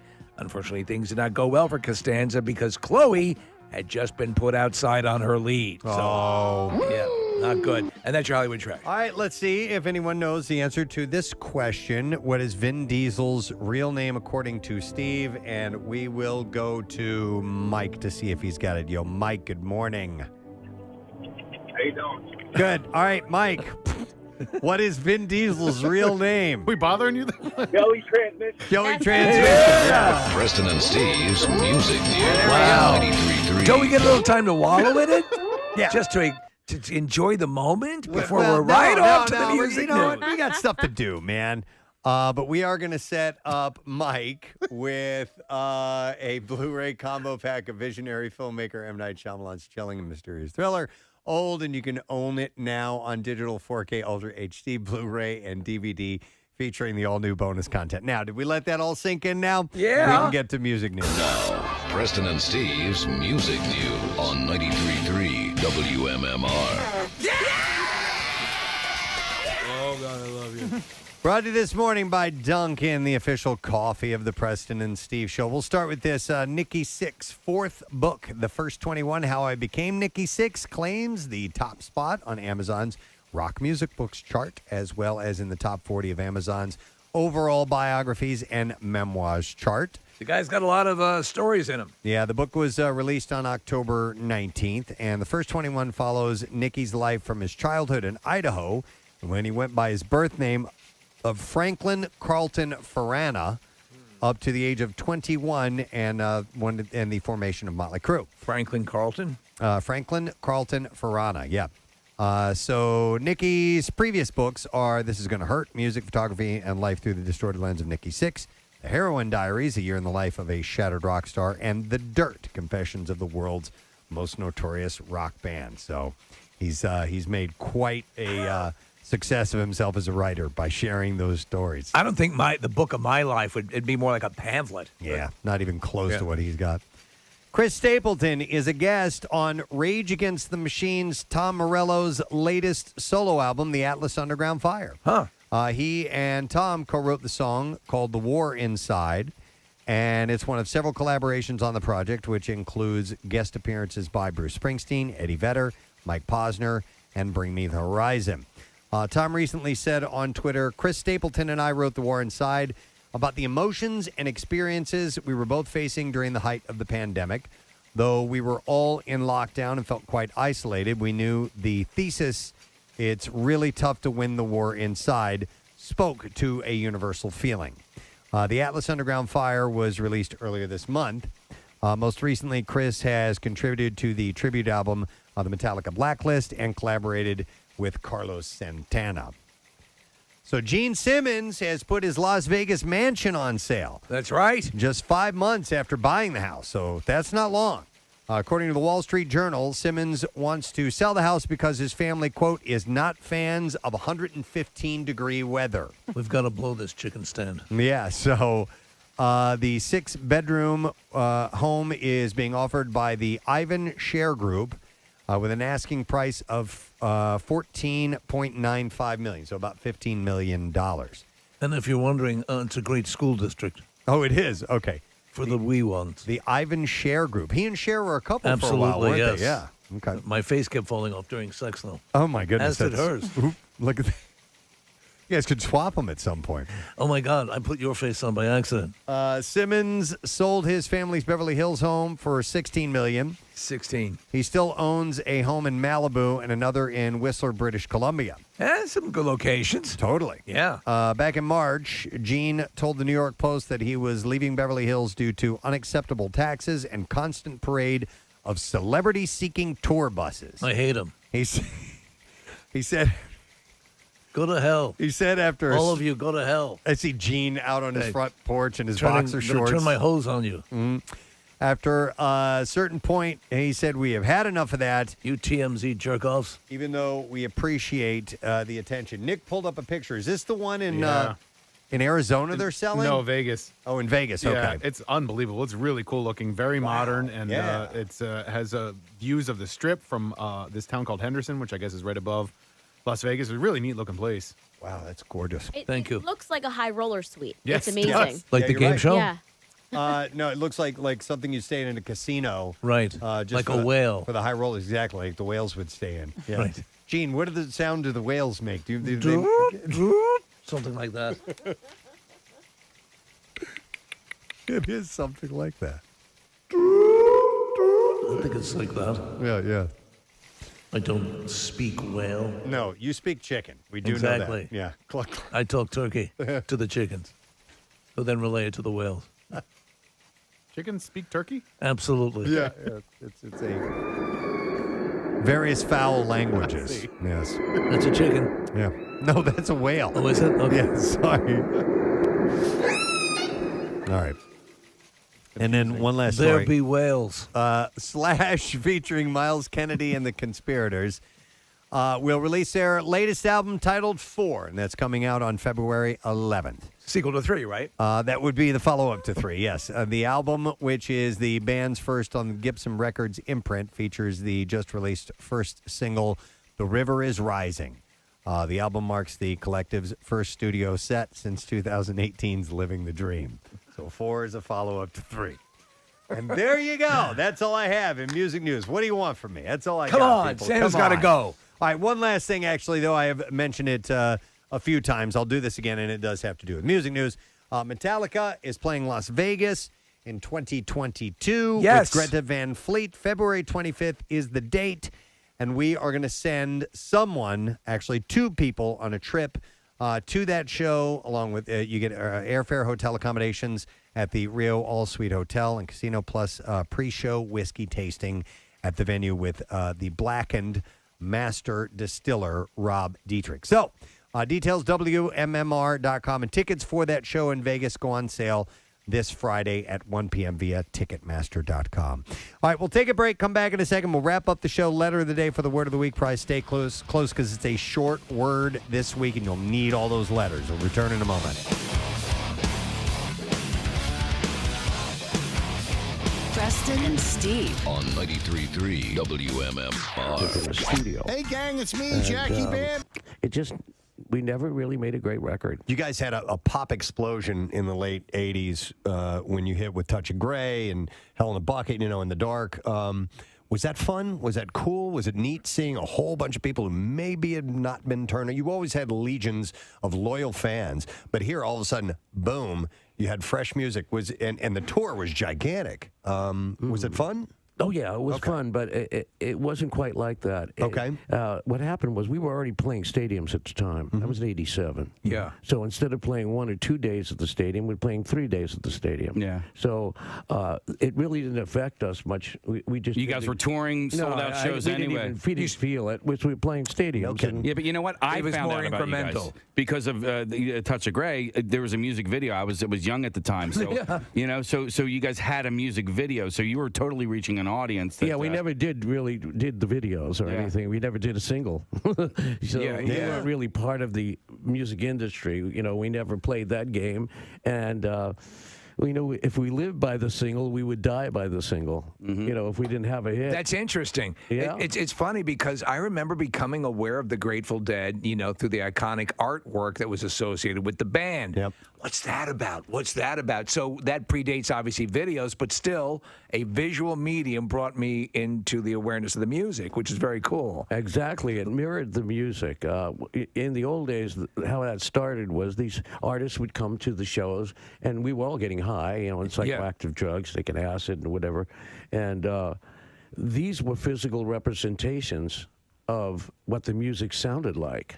They would go home and they would start painting, and they're still high, and that's what these things were representing. They were representing the music. How were you vetting that, or was it just sort of if you want to do it, or would you guys kind of consciously say, I don't like that, doesn't represent our band right, or was it just an open source? Well, luckily in our case, the people would come up with these incredible,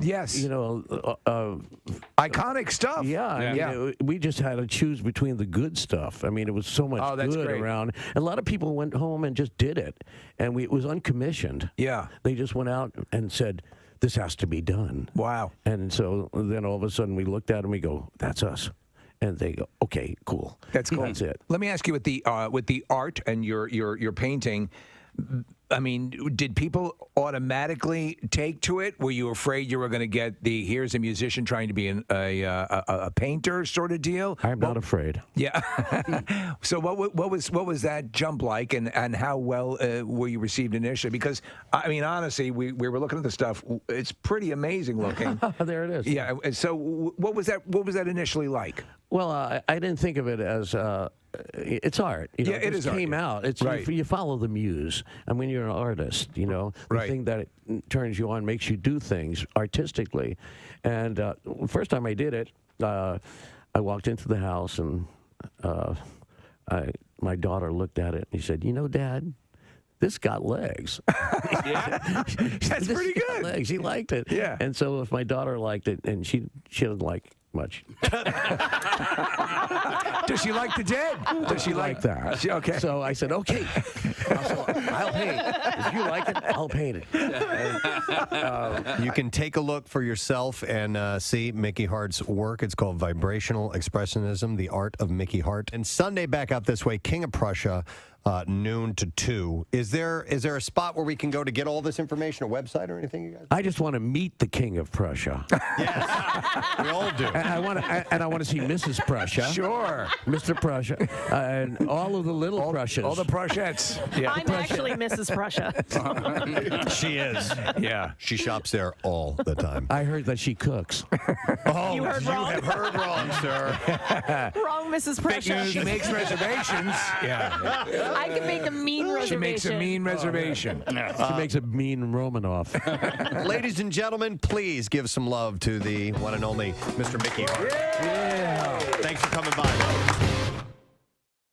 Do you remember remember the squirtable butter used to come in a thing? Yeah, butter spray. Is that what? I no, can't not believe it's spray, not not butter. spray. There's an actual like liquid, almost Really? like liquidy like the way you butter. dispense mustard. It was more back in the 80s probably, and if you had a waffle, you could go blink, blink, blink, blink, blink, blink in each little. If I had a waffle, each little I'd eat it crevice. in the morning. I Yeah, mean, there do we go, you need Parkway. butter in every little square? You do. If you're If you're a man. If you're a man. No. No, I obsess about little things like that. Okay. It's just like weird. So your answer is yes, you do. Yeah, I have a butter memory with Preston that is probably 19 years old. Do you know what it is? memories. Butter memory. Preston, do you remember the butter memory? That's probably 19 years old. 19 years old. Butter memories. You would have to butter memories. You would have to give me a hint. Me, you, Steve, and Marilyn. Wow. that wraps it up. Butterfest, We did a show 1998. for 3 years together. Media Court Diner. Oh, okay. Oh, yeah. You know the butter memory? Yeah. Oh, well, do tell. So we're sitting there, and it's after we had done a show, and we're having lunch, and there was We're all just getting to know each other, by the way. yeah, we're all getting to know each other, and so they had a little ramekin full of butter, which is a small dish. And so I guess it was a ball of butter or something like that. And we're just talking, and I just reach out and grab it and just squish it with my hand, just to be outrageous, Provocative. I'm like, ooh, butter. Yeah. And I did that, and he died laughing. I was like, what? I wish I would have done that. That looked fun. Butter memories. But if I owned a diner and I dine in the morning and I was serving waffles, there would be a special little spray that I would put melted butter in so that you could go. You would keep it like you could even have it as you could have the way you have a mug warmer where your butter could be on it and with the pump so that you could dispense that Now way. it would need to be more like misty, like a fire hose. No, like a spray bottle. like a spray bottle, like you would spray your indoor plants. Spritz. I disagree. I think that the butter, like the spray butter, you're lessening the quality of the butter product. And if you're going to have like actual butter, you're going to need to have like a vat of melted butter. This is your diner, so I'm not trying to tell you how to run your business. You open your own diner next door with your own goddamn normal, boring pats of I butter. kind of want to work with you, like almost like as if I was your therapist, and to make you okay with not having butter in every square. Like it's all right. No, I know. It's still going to taste good. You're going to get enough butter. Believe me, I've Touchstone Pictures. He had to have butter in every square until a concerned therapist came into his life. My name is Romano. I think I can help you. Then we need some good music, like Yes, Peter inspiring, Gabriel, Salisbury Hill. Salisbury Hill, yeah. See if you can pull that. So the serious part when he realizes he has a problem. Oh, no, I can't even get it together anymore. Every time I go into the diner, I start trembling like crazy. I think I know someone you can talk to. And then she came into his life. My name's Romano, and today's the day we start making changes. From Touchstone Pictures, the story of a boy who learned now how to not have butter in every square of his waffle. Butter squareless waffle boy. Butter squareless waffle boy. Or something to that effect. It's a butter therapist. I feel like I already went through this with Jace, like at breakfast time. It's okay, honey. Unbutterable. Is that the name of the movie? Yeah. I'm doing it! I heard recently that isn't even. I mean, just the old, sneaking the look at your next door neighbor's paper is not necessarily the chosen form of cheating these days, because so much stuff is done online now that students are using Google Docs quite a bit to cheat with. All the time. Yeah. And so now they're trying to make. In fact, they've said they've noticed a general increase in grades that they believe is artificially manipulated. Really? And so much so that Google itself has stepped up and has, like I'm looking at an article here, they're trying to set up ways to prevent Google Docs being used for cheating. So here's the way I understand that this works, and if I'm wrong, please tell me. Yeah. We've got students here, we've got strippers that know the answers as well, because Victoria was chiming in on this while we were off air. that if someone takes a test in a class before you, that you're going to have that same class, and they therefore can get that exact exam that you're about to take and send that to you before you take the exam. Is that kind of the way it works? Is that what I understand? You know who knows? Ben knows. Ben, come in here. Ben, here. Intern Ben, we're going to get him on the mic. And by the way, Ben, are you currently a student? Yes, I go to Temple University right now. I've been there for 3 years now. Okay. All right. So what I was just saying, I know you guys are busy in the other room there.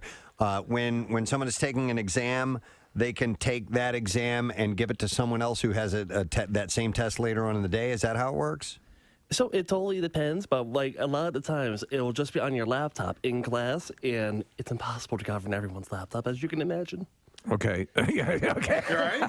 Had to run in. He's a little nervous. I was wondering why you talk like that.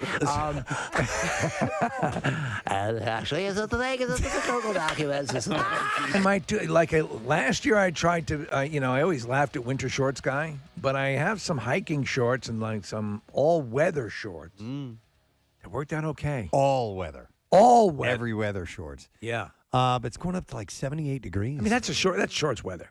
So it is, it's quite toasty warm and could be a record temperature today. And high tomorrow, only 62. So it's dropping off dramatically. If we're in the 50s and 60s, in the 60s for the camp out, yep, I'll be very happy. That's what I'm hoping for. Yeah. Thank you to our lone guest today, Jim Norton. Yeah. Performing at Helium Comedy Club Thursday, 8 p.m. Friday, Saturday at 7:30 and 10 p.m. You can go to heliumcomedy.com to get your tickets for that event. So thank you to him. Thank you to Dunkin' Donuts for bringing by the goodies to give away today. We do appreciate that. Wonderful. Let's see. Pierre Robert is here back from a weekend like all of us and getting ready for a full day of entertainment. Indeed. Yeah. How you doing? How was your weekend? Amazing. Oh, wow. Good for you. I haven't been this active in a long time. I had the Hooters Friday and Saturday night. Nice. Sold out shows at the Keswick. Great that's shows. awesome. Really fun. And people were in such great spirits. For a lot of people, it was their first concerts back. Yeah, that's great. And then Elvis Costello was last night at the Met. My wife was there. Was she? Oh, Yes. I didn't see her. She had an awesome time. She said it was great. Yeah, I mean, so many great songs. So many great songs. And a cool venue too. I've been there twice now, I think. And yeah. yeah, and I love that that's in Center City, Philadelphia, and the part of North Broad that they're trying to revive a little bit. Right. And it's an interesting building, but there's no bad sight lines. There's plenty of bars, plenty of bathrooms. So Right. yeah, it's a cool place to see a show. It really is. And then I married a couple yesterday. Oh, nice. In between the Sunday afternoon, I married Jim and Deb and over in Sicklerville, New Jersey, which was really wild and great fun. So it was a crazy busy weekend. Busy, yeah. Nice, man. That's adventure. That is adventure. Yeah. Then I went out drinking. Drink. To end the adventure. Yes, to end the adventure, which was a really wise move. Always is. Always is. We have a couple of beers at the show, and then you go, "Oh, I'm feeling great. Let's go have a few more." Why did I do that? Why did I do that? Did you lose anything? Just a few brain Just his cells. dignity. all right. Yes, and a lot of dignity.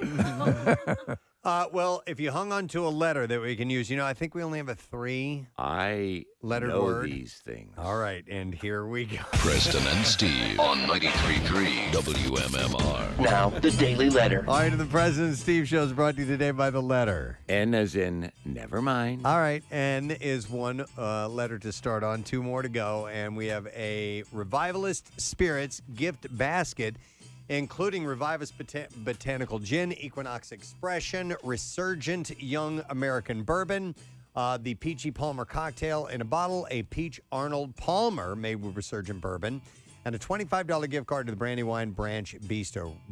Revivalist Spirits won the USA Today 2020 Top 10 Craft Gins in the country, and Pennsylvania residents can have it safely delivered to your door. Go to revivalistspirits.com for details.